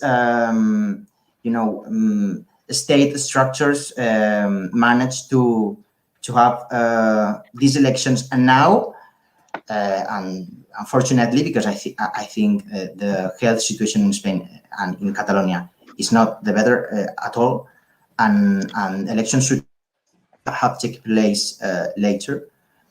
But well, they are the ruling party, and that means a lot in a lot of senses. And I think they had more chances now than obviously in May. I think that's clear. Yes, I want to. We will go back with that debate, but I want to thank. Well, I don't know how to pronounce this name. Brendan O'Divehit from the USA, and also the Sunflower Socialist from the DSA, Democratic Socialist of America. He's asking about if CUP will play a role in the government again, and how much further left will the Catalan government politics shift with a leadership of Esquerra. I personally I will go. I am moderator and also an interventor of the debate, so I will go, and I will say that CUP. I don't think that it would enter in the government. They will support some policies, and some not. And I mean, would be like a preferential partner, but not a government partner. I think maybe it changes, but I personally think that they will enter. I would be surprised if they enter. I think it could be possible, positive, but I would be surprised. And if the Catalan government, the policies of the Catalan government will shift, I think that it could be depending on, first of all, well, for me, the real left ones are the Esquerra, CUP, and En Comú Podem, that are, if I am not mistaken, they are 20 points away of, 20 seats away of the majority. So they will need some extra support. Could be PSC, could be Junts, some policies, but I think that it couldn't shift a lot I mean, there is no clear majority for the left, because for me, from my top of view, sorry for my experience, but the Labour Socialist Party, I think that it's not leftist. I mean, they could make some policies, but I don't think it's left. I don't know. What do you think, Durant? They or pretend you? to be leftist. Yeah, exactly. I agree broadly with you, but well, starting from Brendan's question, you have to understand that inside COOP there are like two point of views. The first one is the one of the COOP, the main party, which is that they don't want to enter in any government and they don't want to take almost any responsibility. And the other one is the part of Guanyem, which is the party of their main leader, Dolors Sabater.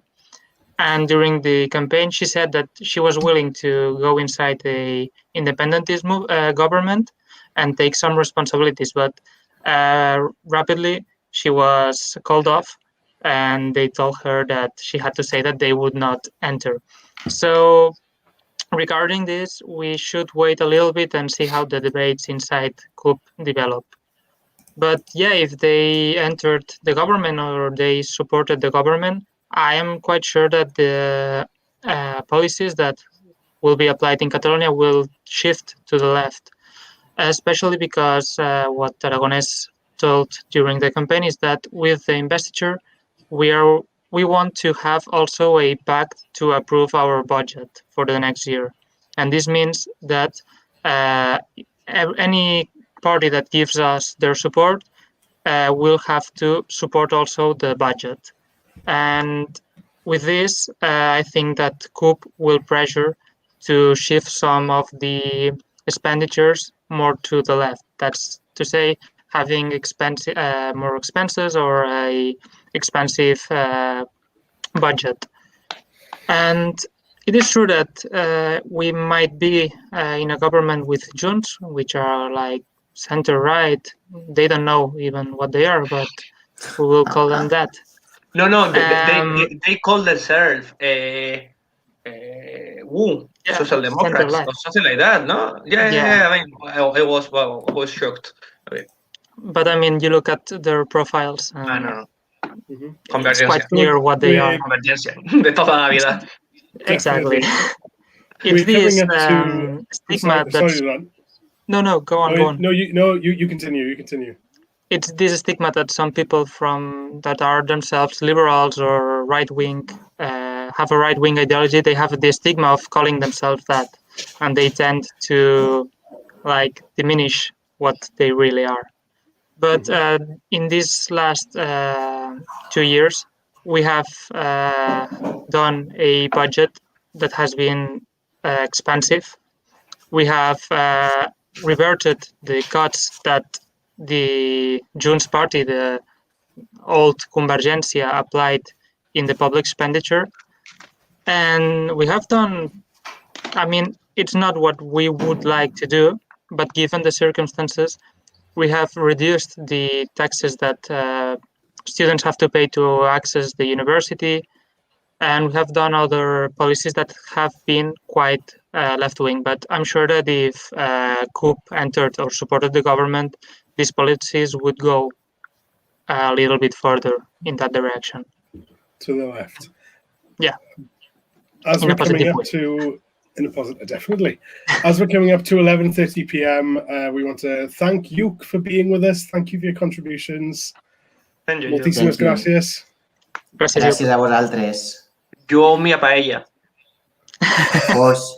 We have to make that paella to celebrate the presidency of IFA nation by a former IFA president. That's huge. IFA president. Definitely.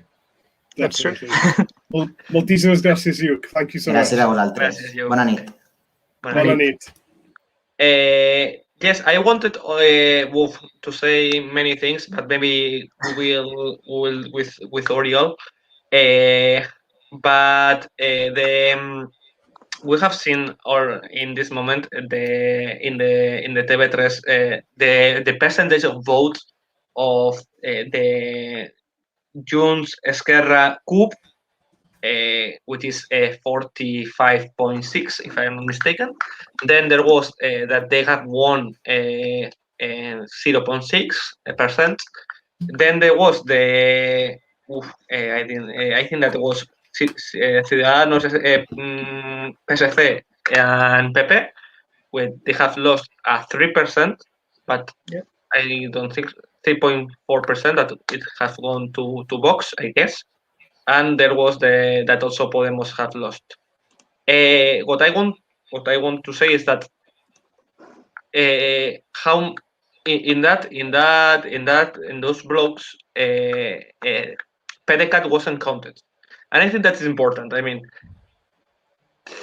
Per Aragonés, it will be, let's hope, next president of the Catalan government thanks to PDCAT. I mean, because the votes of PDCAT, no, because the vote of PDCAT was both for Junts. With the vote of PDCAT, Junts will won Esquerra, and it will won one or two more seats. So, thank you, Mrs. Chacón. Thank you. Well, actually, thank you, Mr. Puigdemont, because the struggles inside the post-convergent space started with him. So, gracias, Puigdemont, contigo empezó todo. Yeah. But I think that thanks to that, Esquerra will. I mean, if you see the percentage, Esquerra has the same percentage as the last elections, which was the last election was 21.38, and now it's 21.34. I mean, very little difference. But the main problem is that Junts per Cat has lost the 1.5% of the vote, and PDCAT has 2.7. I mean, thank you. Thanks, because they didn't want even they didn't have a seat. I mean, there have been 75,000 votes that have gone to the bin. I mean, they were thrown to the bin, and thanks to that, Esquerra is the first political party in the moment. So I just wanted to address that. Now is Puigdemont talking. So. So now that we are at 11:30 p.m., there's 98.4% votes being counted. Let's welcome our final guest for this evening, Oriol, also from Jovent Republica. Bona nit, Oriol. Bona nit. Hello, everyone. Oriol. How are you doing? I'm tired. I just got home from being at the school with the voting all day long. So yeah, after all the counting and everything, I just arrived home. I had something for dinner, and I'm here with all of you. Open a cava. I mean, you have gone. Per Aragonés will be the next president. I mean, let's hope, because I mean, you never know with Junts and Laura Borràs and Puigdemont, but let's hope that. You never know, but I do hope so. In fact, I'm certain of that. Oriol, I've got a question for you now that you've come in here. As somebody who, I mean, you all know, I'm a bit of a freaky with politics across Europe, and especially and languages as well. I certainly read different papers most mornings and keep up with the news. But it's kind of one question that I kind of want to understand from you. We're here again. I won't say it's similar to 2017 when we were in Barcelona, and I remember discussing with some friends from Jovent Republicana and Esquerra Republicana that night. So the Unionists have had one party to vote for that they think that can beat independentism, and last time it was Ciutadans. This time it's the PSC, it's the Illa effect, and once again the pro-independence parties in Catalonia have won a majority of votes, a majority of seats. You know, there's been a lot of talk about the Illa effect, and this has even reached, I mean, some newspapers on the British left here, they love Spanish unionism, and I don't know why. Every time there's articles on Catalan elections from newspapers on the British left here, it's always in favour of whichever party of the day, whether that's Ciutadans 2 years ago or Illa. You know, we were told in The Guardian that Illa was set to do so well. We've not seen this. The PIS is there on the same amount of seats as Esquerra, a little bit ahead in terms of percentage, but once again, we're in this position where Catalonia has voted a majority of pro-independence politicians once again. What will happen following these elections? From somebody from the outside, I'd say that's once again a massive message of pro-independence supporting Catalonia, and it's time to let the Catalan people the right to decide. What are your thoughts on this?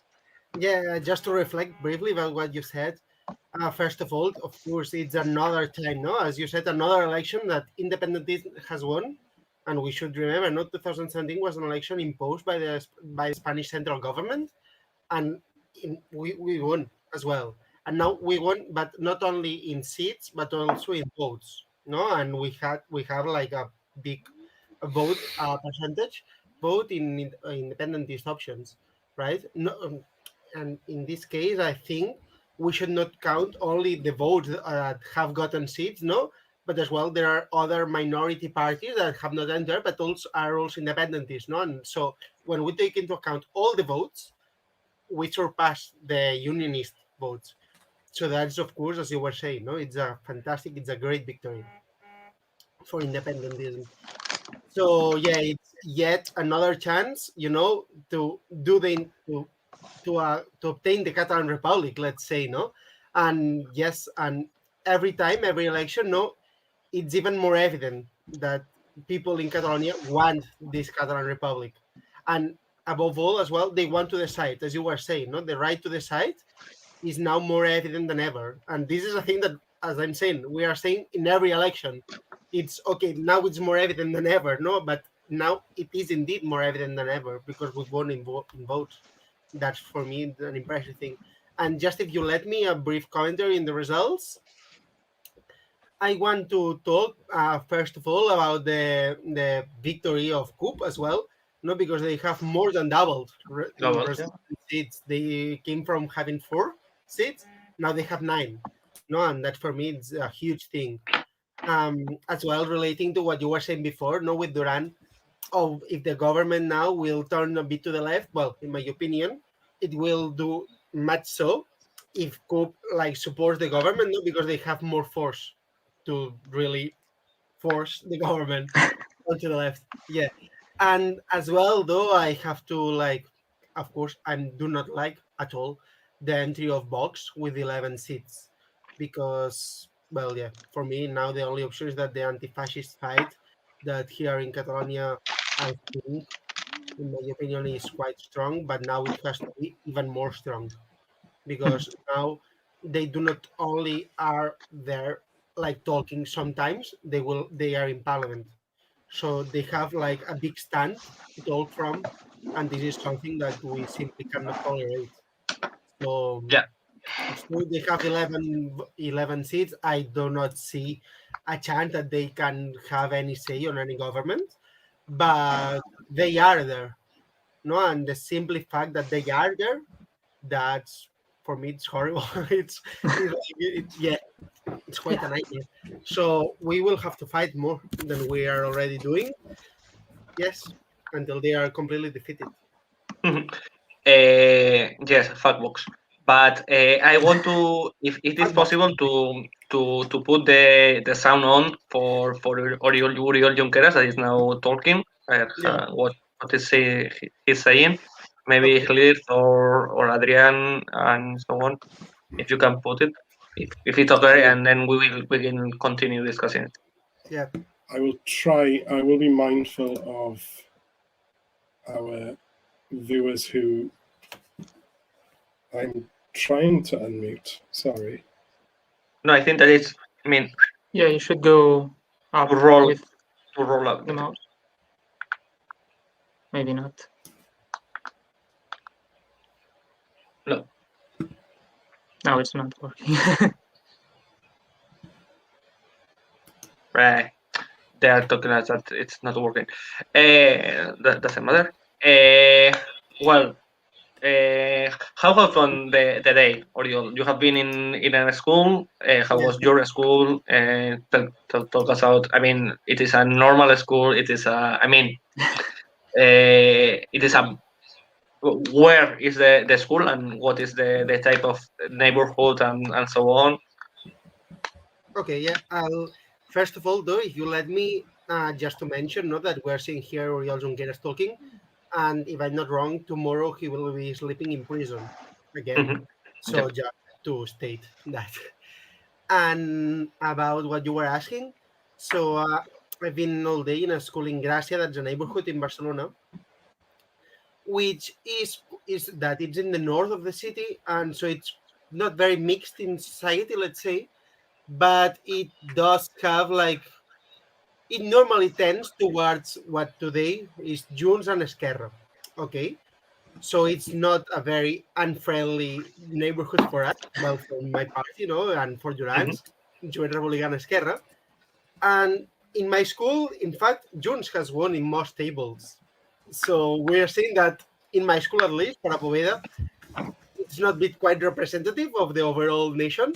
But yes, Junts has won. But we as well saw this triple draw, on top, let's say, of PSC, Junts, and Esquerra. We saw this draw as well there, but is that Junts came on top.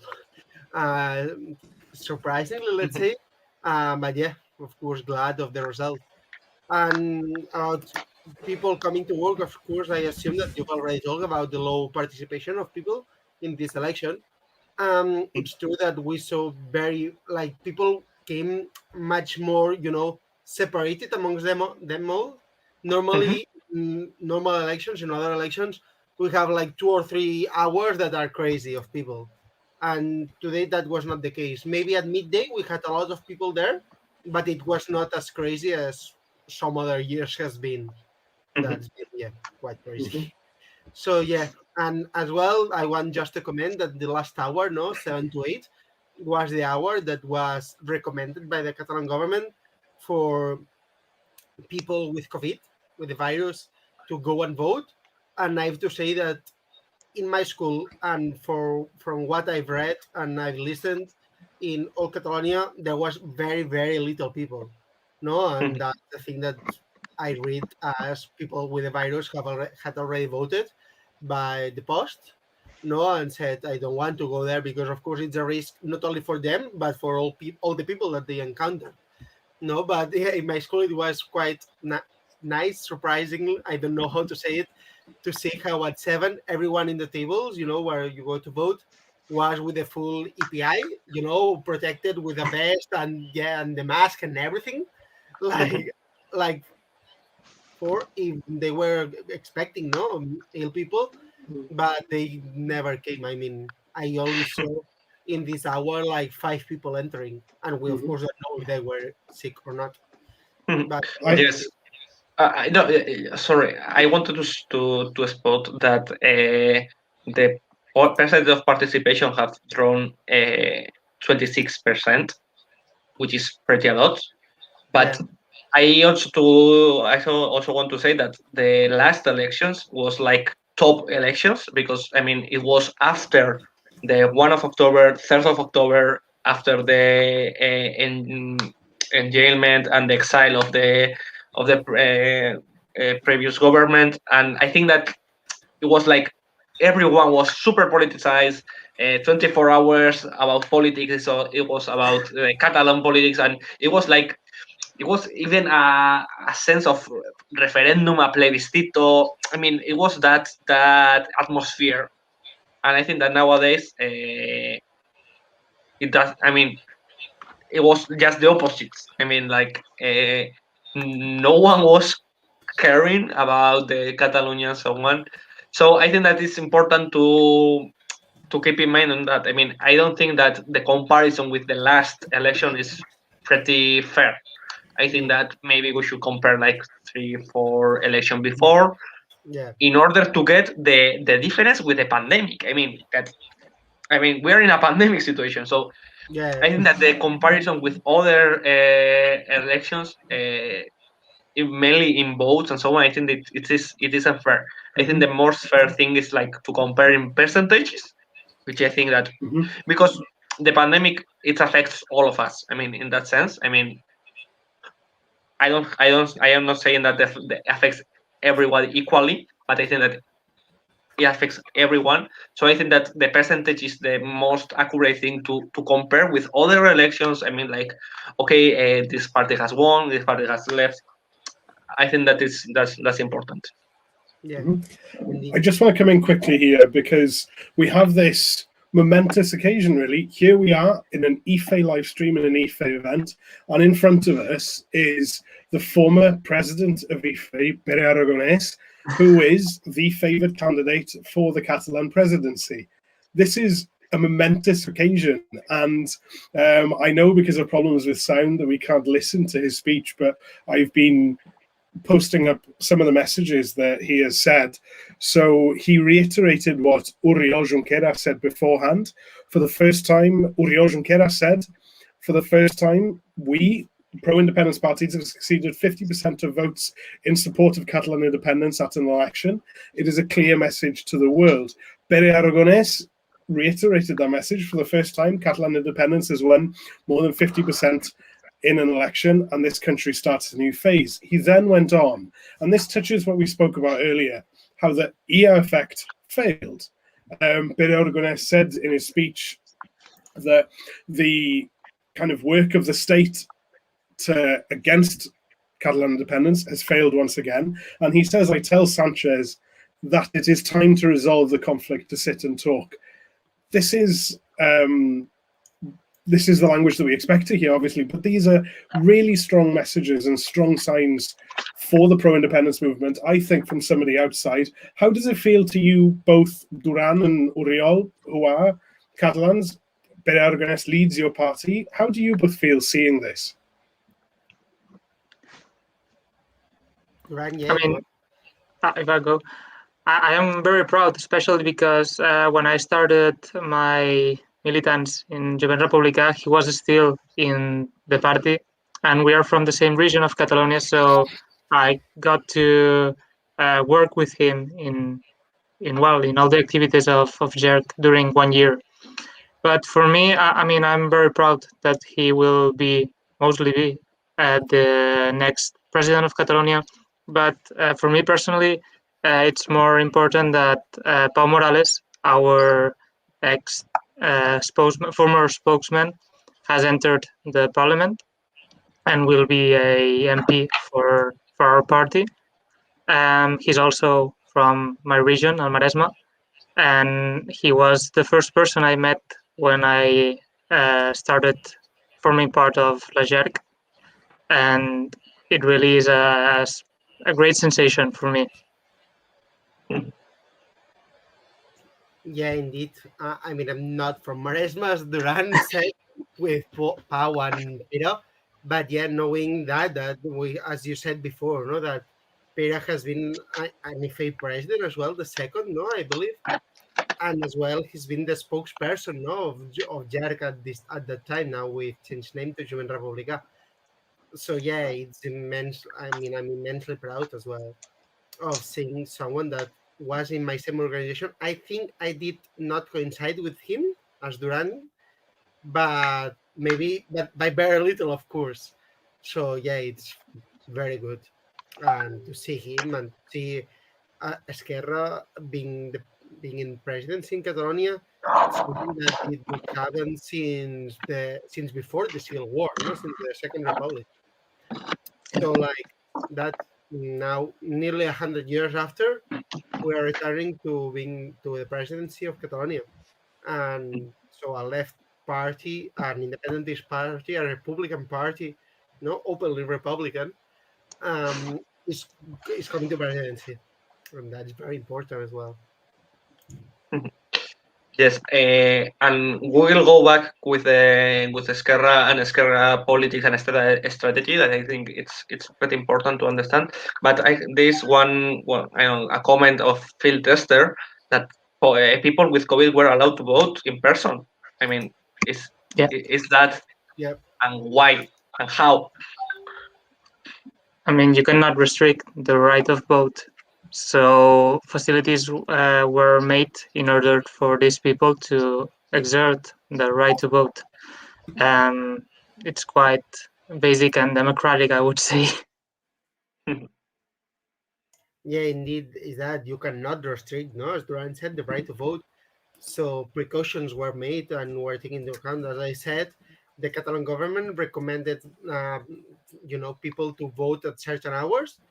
So from 9 to 12 in the morning was people at risk. We are talking about elderly or people with some illnesses, no, that were at risk, let's say. So from 9 to 12, they were recommended to go vote then. Then from 12, sorry, to 7 o'clock in the afternoon, like all people could go. And then from 7 to 8, it was for the sick people with COVID, and during this time, for example, I was not into the school at this time, and none were all the other people like me from the parties that were overseeing the election. People at the tables were, as I said before, no, wearing a full vest and a mask and glasses and everything, just to protect themselves from that situation. But as I said as well, I strongly believe that most people with COVID voted already by post, no, so that they did not, right now in this election, they did not even need to leave the house, no, or maybe I think one time to go to the post there and ask, hey, I want to vote by post, but then the postman would go to their homes and the postman would give them, all the ballots and everything, and he at that same time would collect the vote, and that's all. So I think that's been the option. But yeah, they were indeed permitted to go voting. Because of course it's a right. So- Yeah, but it was especially controversial because if you go in that range of hours, you were telling everybody that you had COVID. Yeah. And people were afraid that this could become an stigma for those people. So it was preferable to use the mail vote rather than going in person in the polling stations. Yes, I think that. Oh, sorry, Andre. No, You go ahead, continue. go ahead. No, I was saying that. I mean, it is pretty difficult to have an elections in a pandemic situation. We have to remember why these elections are happening. That is that the former president Kim Torra was inhabilitated by posting a banner in a balcony of the parliament. So I think we have to understand all that situation, and that the petition for having electoral post vote was also available through internet. So not there was an option of not Not going having to out. move from home. Yeah. That is Duran. Thanks for not getting out from home for that. So okay, yeah, sorry, Gil has lips. So I think that there was a proof. I mean, there was a situation that no one wants, but it is vital and it is crucial to have political participation, to have politics during a pandemic, and I think that in a pandemic more, no, with that idea. So this was one way of doing it. I'm sure that maybe it could be better, of course, but it could be also worse. And I think that democratically it is good. I mean, it complains all the democratic minimums and baremos and so on, and it was a notion of doing it, and it has to be done. I don't know. You want to say something like that, and I want to say to more things that more politics or more things that first of all is that the Via Ampla that was the campaign of Esquerra and the agrandar la base and so on. That idea, no, that it has been said by Esquerra since I would say that since 1st of October. I mean that and it was a reality. I mean, the independentist parties, there were 47.5 always. I mean, it was like always that with. I mean, many times they was in that percentage, and in that it was like really a majority, but it wasn't more than a half. First of time after that decision of changing the I don't know how to say the strategy. I would say first time it is achieved the goal of having more than half of the votes. I think that's interesting. Yeah. From the other part, the unionists are continuing being 40, 42, 43% more or less. With En Común Podem that shifts. But I think that votes were firstly in the last ones were from citizens, from Ciudadanos, and now it is going to for PSC. What is my fear, or that the lead of the unionists could take it. It hasn't been taken by Pepe and Ciudadanos. I mean, Pepe and Ciudadanos. I think that they are swept up from the government. So in this moment, for a unionist, there is PSC or Vox. So my fear for the next 4 years or whatever, because maybe there is an inhabilitation or whatever, and they will have elections in a few days. You never know with Catalonia. Is that the unionist vote will move from PSC to Vox, because that vote is I don't know how to say it in English, a caballo ganador. I mean, it is voting for the one that leads the polls. So if Vox, so my question is, if Vox leads the polls sometime, the people will go for Vox. I mean, because this is a question for the Spanish state. I mean, if that happens, and it's not so utopical to happen. I mean, it's not so strange to happen, because in this moment there are two parties in the unionist part. We have enough strength for having to face the independentist, PSC and Vox. I mean, so what will happen in that situation? And if in that situation happens, because the great hit, or in the Spanish it is like, Vox is the worst, boo, boo, boo, and there is that all the situation.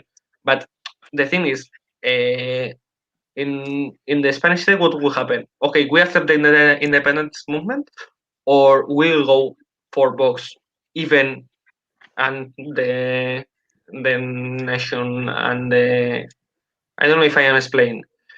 So I have that two future questions. I mean, I think that the Via Ampla strategy have been pretty successful. Let's hope it continues. And I think that to achieve 55-60%, I think it could be possible. It's not so strange from one part. And the other part is what is going to happen in the battle between PSC and Vox in the unionist part. It's interesting to see what's the inside tendency of PSC, because we should take into account how many of their votes come from Ciudadanos, and given that, how many votes have they lost? Because we have seen in the last months that several of their leaders have gone out of PSC, of what traditionally they believed that PSC was, a Catalanist center-left party, and they have gone to us, to Esquerra Republicana. We have seen Carles Tarragona, and there are several others that are not as important as him. And that's another thing we should look out for. to see if these voters are willing to remain in a party that is becoming more Ciudadanos and less what PSC used to be, and it's tending to go as to the side of Vox, and their electorate is going to be in that position. So it's one of the main things we should look out for. Yes, just to add to what Duran was saying, right now we have here super impressed on the screen something that Aragonés said about the entrance of Vox. And to answer your question, Andoni, as well, no, we were discussing how the votes could move between one and the other party. So the paper that Vox is a new force in the Catalan parliament, and it should not have been one, but well, facts are that it is. So yeah, their position now, we have to look closely at what they do and what they say, especially just to do what Aragonés here is saying, no? To dismantle their lies one by one, no? And to always be in front of them, like facing them and saying, you must not be here, because you are fascists. That's basically it. You are fascists. And so you have no entry here in a democratic system as ours. And so that should be the position regarding Vox.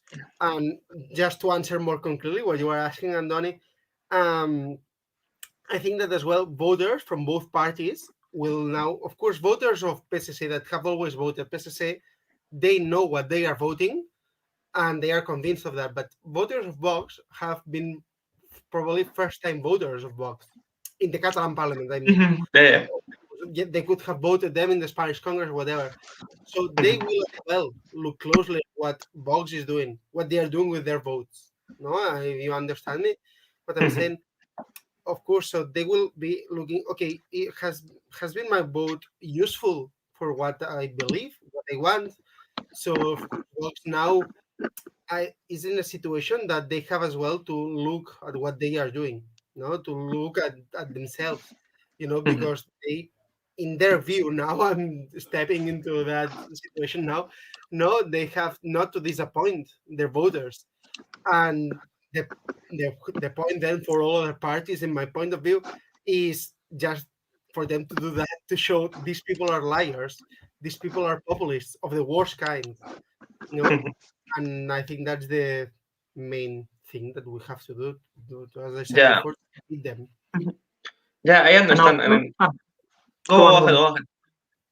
No, that also in this campaign we have had a handicap, Esquerra, because one of our main assets, which is the street work, la lluita de carrer, has been impossible during these days. I mean, we have not had the opportunity to have a campaign where our candidates have the opportunity to speak face to face with the voters, and that's one of the places where we win a lot. And especially in those places such as what we call the Cinturón Rojo, the red belt, where PSC predominantly wins, and we have seen it today. And I think that in a more usual situation, this would have been a factor that would be beneficial for us. No, what I want to say, sorry, Oriol, is that I mean the former voters of Ciudadanos of 2019 now have shifted to PSC, but that voters is not how to say I don't fiel, how to say to fiel in English. Sorry. Say it again. I didn't hear you. Sorry, say it again. Fiel, to be proud.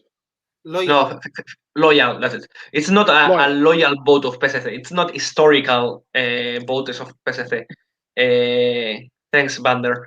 It is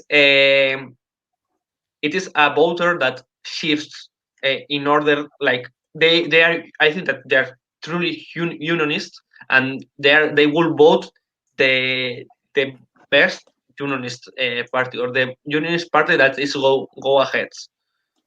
But I think that the shift from that to Vox is not so difficult.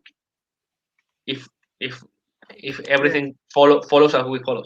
So I think that, let's hope not, but if the independentist movements go ahead and so on, the main party that will face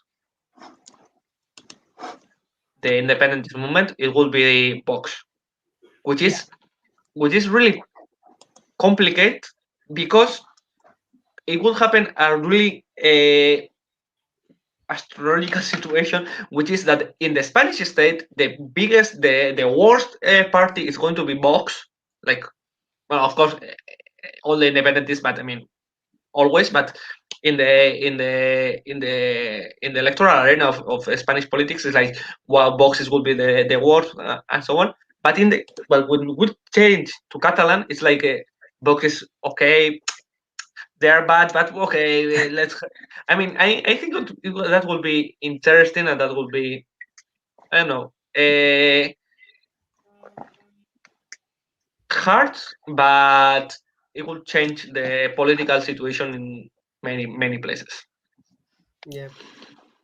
Yeah, in regards to that, no, if we look at all the past elections of the Catalan Parliament, we've seen how the independentist movement, no, as we've been saying all night, has been growing steadily, but ever increasing, and as well how in the unionist part of the parliament, no, there's been indeed a lot of movement of voters from one party to another.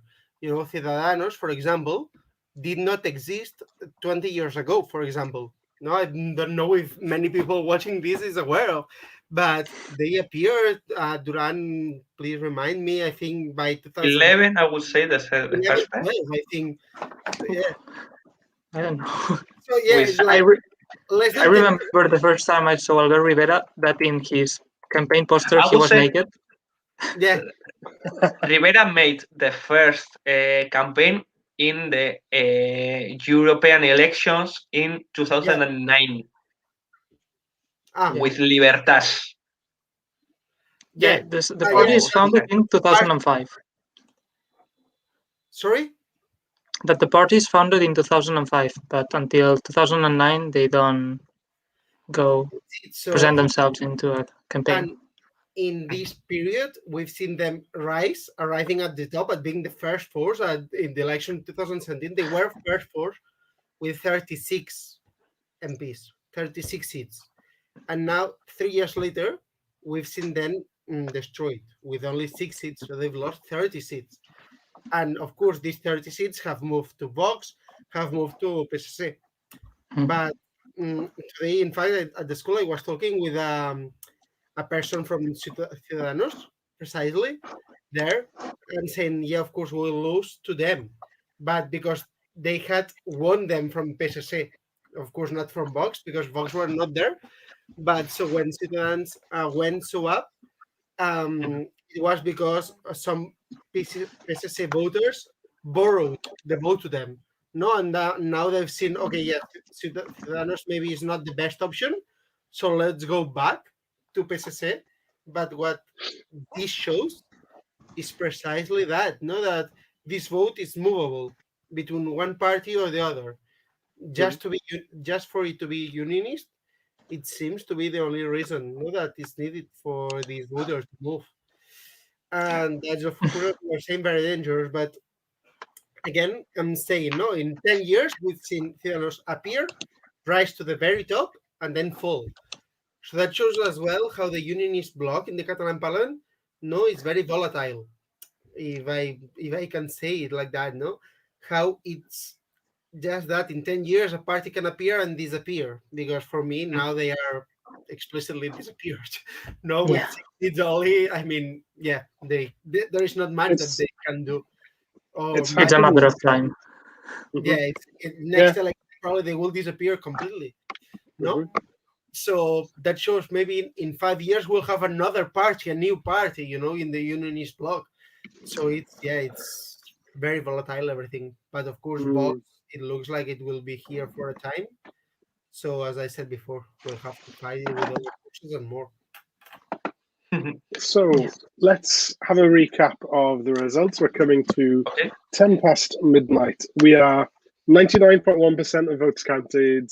I don't know why they put the PSC first because they're ahead of percentages, but the PSC and the Esquerra Republicana are both together on 33 seats.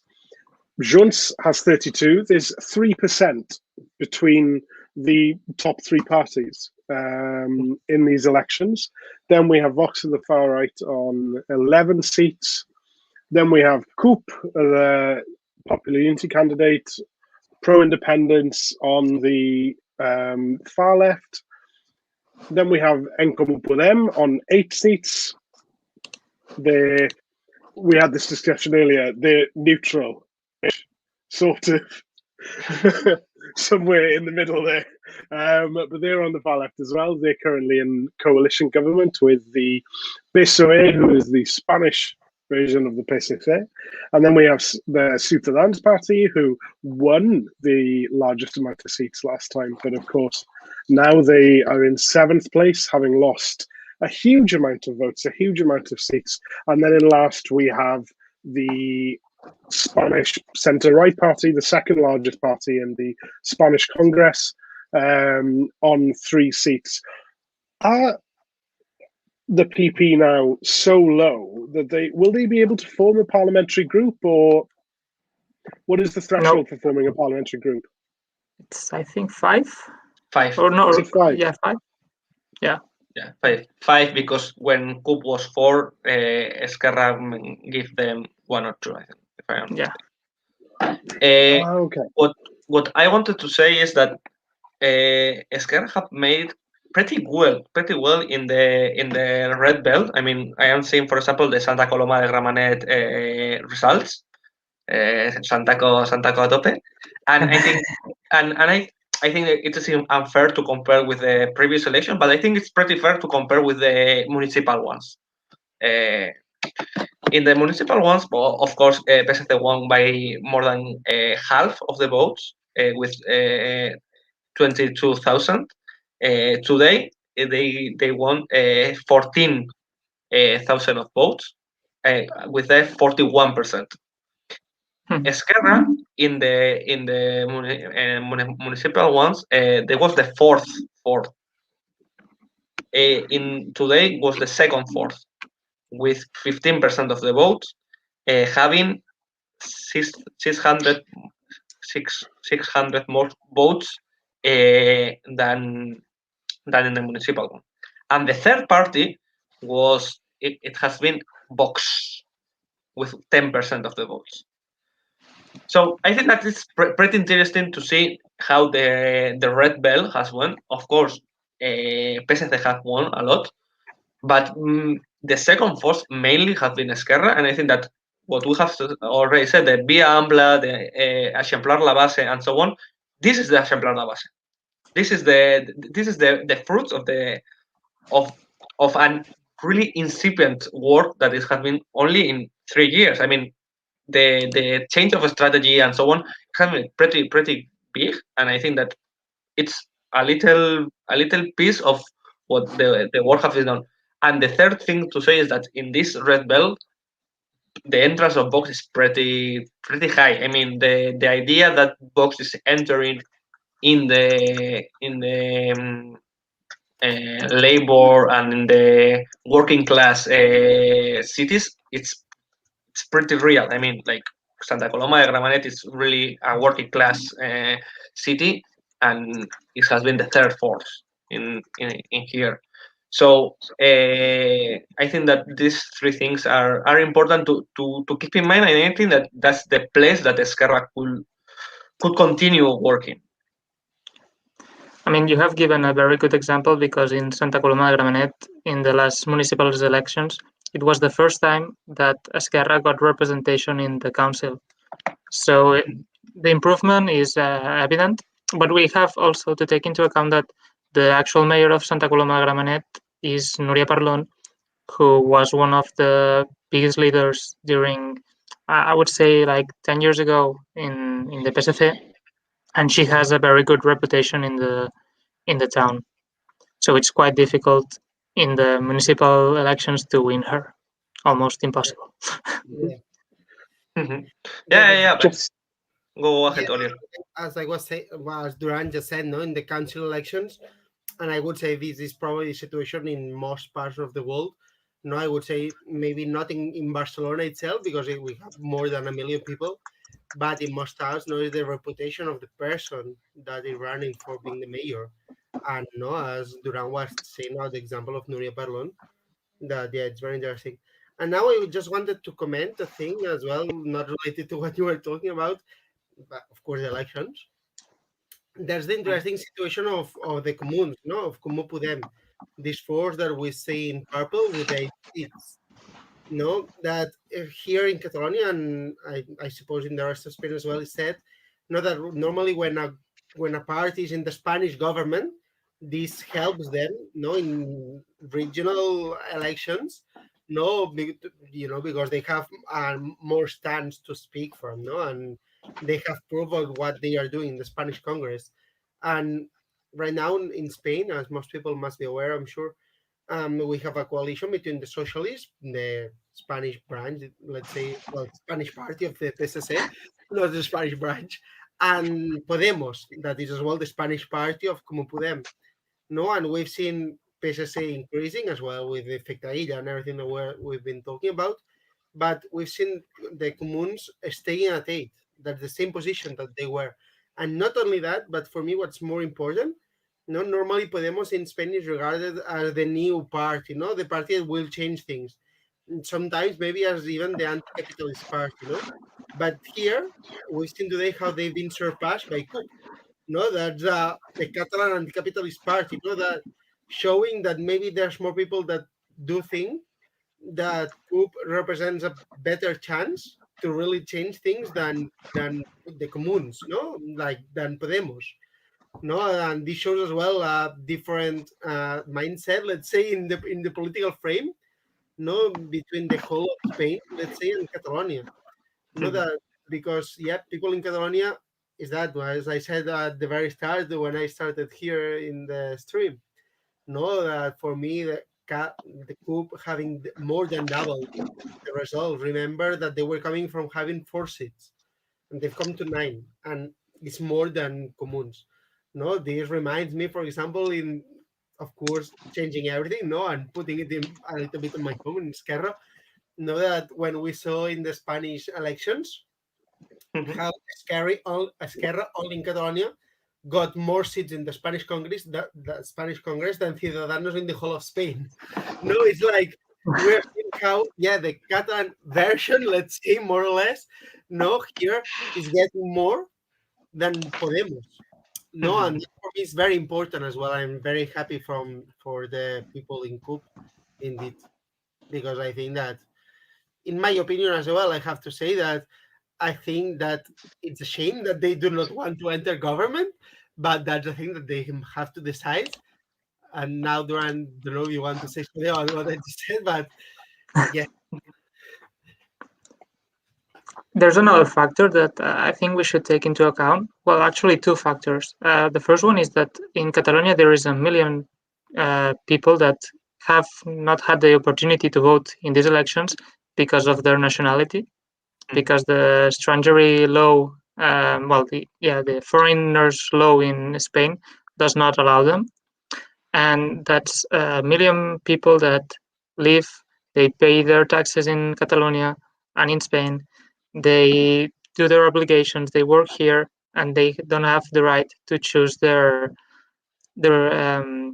representatives. And also the fact that the Spanish government has set a lot of problems in the exterior vote. Only 15,000 people have been able to vote, of the ones that are outside Catalonia. And that is a shame, because there is a lot of people that are living outside our country, and I think they would be very interested in voting in these elections. Yes, and I think that's important to, with the last point, to say that, well, wow, I just freak out how the TV3 has changed to the box and how it's switching and so on. No, I think that it's important. I mean, the system of the voto rogado and so on. I think that it's so archaic. I freak out. I mean, the idea is you ask you ask to the mainly Spanish, to the Spanish embassy or consulate about, well, you ask. So in less than 3 weeks should arrive the ballot box and all the lists, and you have to enter the list and you have to send that. Obviously, I mean, mainly in some European countries that the post service works pretty well. It could be made more or less, but mainly in, I don't know. I mean, in any place. I mean, think how much time a simple letter of a simple postcard of, oh, this vacation has been great in Italy, to arrive to the place. It's like 2 weeks, 3 weeks, even a month. So this happens with boats that should be arrive on time, that they don't arrive. So I think that should be changed. I mean, I don't I mean I can't believe that there is no a way of doing it better, easier. We are in the 21st century. I mean, it can be so difficult. Well, that's Spain for you. Yeah, I know. But I think that, and the other thing, the immigration law and the main part of that difficulty of for the 1 million of people that can vote is even the immigration law. I mean, the thing that once you are immigrant you can't vote, and the agreement that Spain made with other countries and so on and so on. So I think that should be changed, and both things. I mean, we are talking about democracy. I mean, we are talking about more people. I mean, to have the right to vote, and they have the right to participate in an electoral campaign and participate in something that I think that should be open to everyone. I mean, like, even, and we can also take also speak, and I think that Joven Republica made a big campaign about it. It is the vote of 16, that the people of 16 years old can work, should pay the taxes and so on, but they can't vote. I mean, it's like, okay, let's put this properly for the 21st century, and to have a proper modern democracy that works for the while of the people. Yeah, it's been 3 times that we have brought this issue at the Spanish Parliament, and the 3 times, especially PSOE, the Socialist Party, has not allowed not even to discuss the topic, and that's a little bit disappointing, especially for a party that think themselves as leftists or socialists. Maybe. I just want to draw your attention quickly to the map that's come up on screen. So this is who won the most votes between Vox, Ciutadans, and the Partido Popular. So this is the right-wing, far-right unionist vote in each place. Did you all expect to see, of those 3 parties, just how many municipalities that Vox has done well? Also, if you look at Valderan, maybe we can explain about Valderan later on, but I mean, I think this map is more explanatory. I mean, you see that there are not many places where Vox has achieved the 25% of all the votes. In most places, it's almost 0%, and maybe, they are bigger than PP or Ciudadanos. But I think that where they get the most votes is both in Barcelona, and the metropolitan area, and La Vall d'Aran, that is a different reality. Indeed. Yeah. Of course. How? I mean, I don't understand the Valderan situation and why the militaries or No, actually, it has been always a conservative area of. I don't know if say it area of Catalonia because they have their own language, their own reality, and in the case that we became independent, we are willing to make a referendum in order for them to decide if they want to be inside Catalonia or not, because we don't consider them part of the Països Catalans. When you structure the north of Catalonia, País Valencià, and the Balearic Islands, usually you don't tend to include them because they don't consider themselves also Catalan. But it's a thing that we should discuss with them and, in difference with the Spanish state, resolve it in a democratic way. But well, Bosch has won in 2 municipes, La Pobla Mafumet, and I don't remember the other one. Vilamalla was it? Vilamaya, normal or really small villages, I guess. Yeah. I don't know where Vilamaya is. I La Pobla de Mafumet, I don't know its reality. I'm just opening in fact Google Maps to check where Vilamalla is. Okay. So, well, we have to make also another comment. If okay, yeah, we have 3 hours speaking about Catalonia, important things. There were also some elections in Kosovo today, and I don't remember the name. Sorry. The left nationalist party, I don't remember the name, has won, which is pretty fine.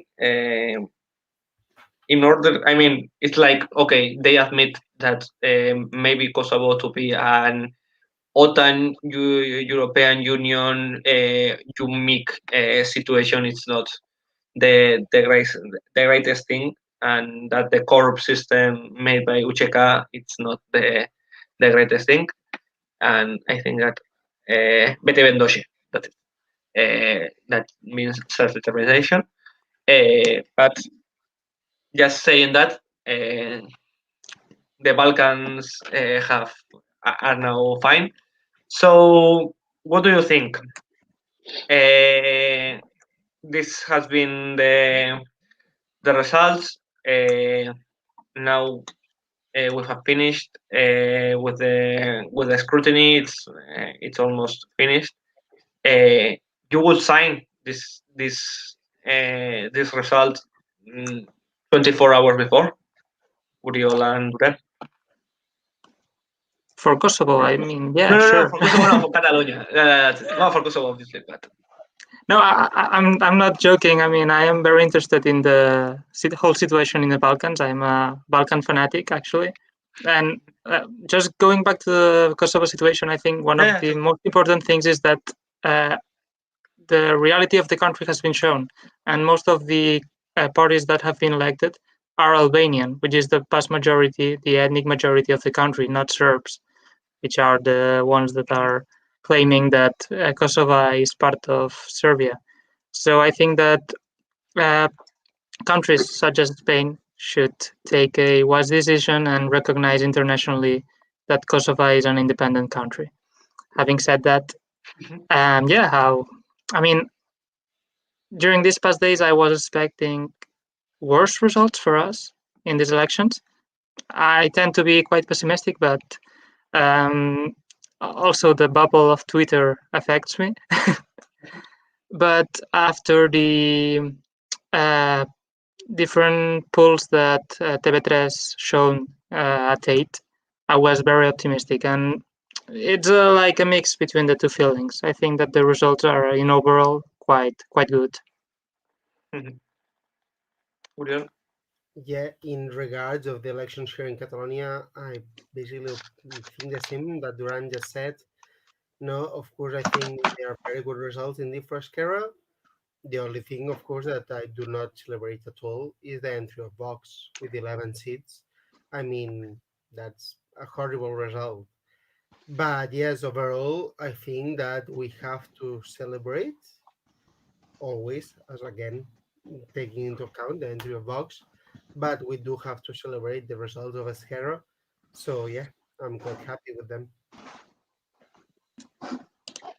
So as we near midnight, let's just have a final thought from you all now that we see in front of us. 99.7% of votes counted. I don't think there's scope for something to change now. So let's have a final thought from you. I'll go in the order that I have on my screen. Duran, thank you so much for being with us through this entire stream. Thank you for all of your input and answering all of our questions. What are your final thoughts seeing this result, seeing that Pere Aragonés is putting himself forward as the most likely candidate for independence? What are your thoughts? I mean, as I've said, I'm quite optimistic about the outcome of this whole situation. Now we start the most difficult part of an election process, which is the negotiation between the parties and trying to arrive to some agreements. But seeing the results, I think that it's not going to be that complicated. And I expect and I pray for the parties to have an open mind and, in few days have an independentist government that both goes to the republic and legislates in the left policies terms. Thank you, Duran. Andoni, what are your thoughts after seeing these results? Well, I will try to be precise and concise. I think that it is great elections for the independentism, which has arrived to the 50% or more than 50%. Which I think I think that for me is the major output of today's elections. The idea of ejemplar la base works, and it should be. I think that the independentism should continue in that work. We can discuss about how the strategy is making and so on, but the place to win is the places of the red belt. That there is going to be the independence of the Catalan country. Secondly, thanks to PDeCAT, I mean, thanks to them, Esquerra has been the first force in the independentism. I mean, thirdly, Vox enters pretty with much strength, but citizens and PP are now 0, and it will be 0, and Vox will continue taking those votes.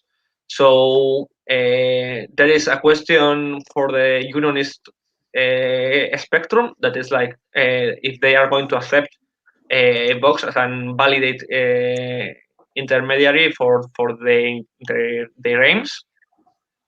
And finally, to say this election shouldn't be taken in this situation.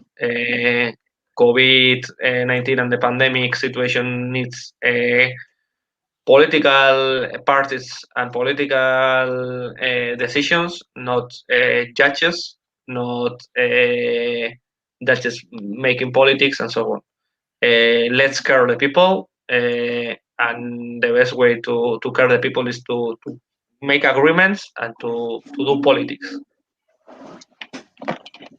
Absolutely. Oriol, the final word from you after seeing these results. Well, first of all, as Duran as well again was saying, I think that the sooner we have a government, the better. No, it should be an independentist government from my point of view. That with Esquerra in the presidency and with CUP as well giving their support. And as I said, I expect that this bigger force of coup that they had will really as well help. No, together of course with Esquerra and Junts, if this has to be the government, to really shift the whole government to the left. And just what Donny was saying about thanking PDCAT, I want just to say that we've been very close to thank PDCAT as well for a second thing. That's, I think it was like maybe between 9 and 10. PDCAT was less than 500 votes to get a seat in the province in Lleida from the PSC.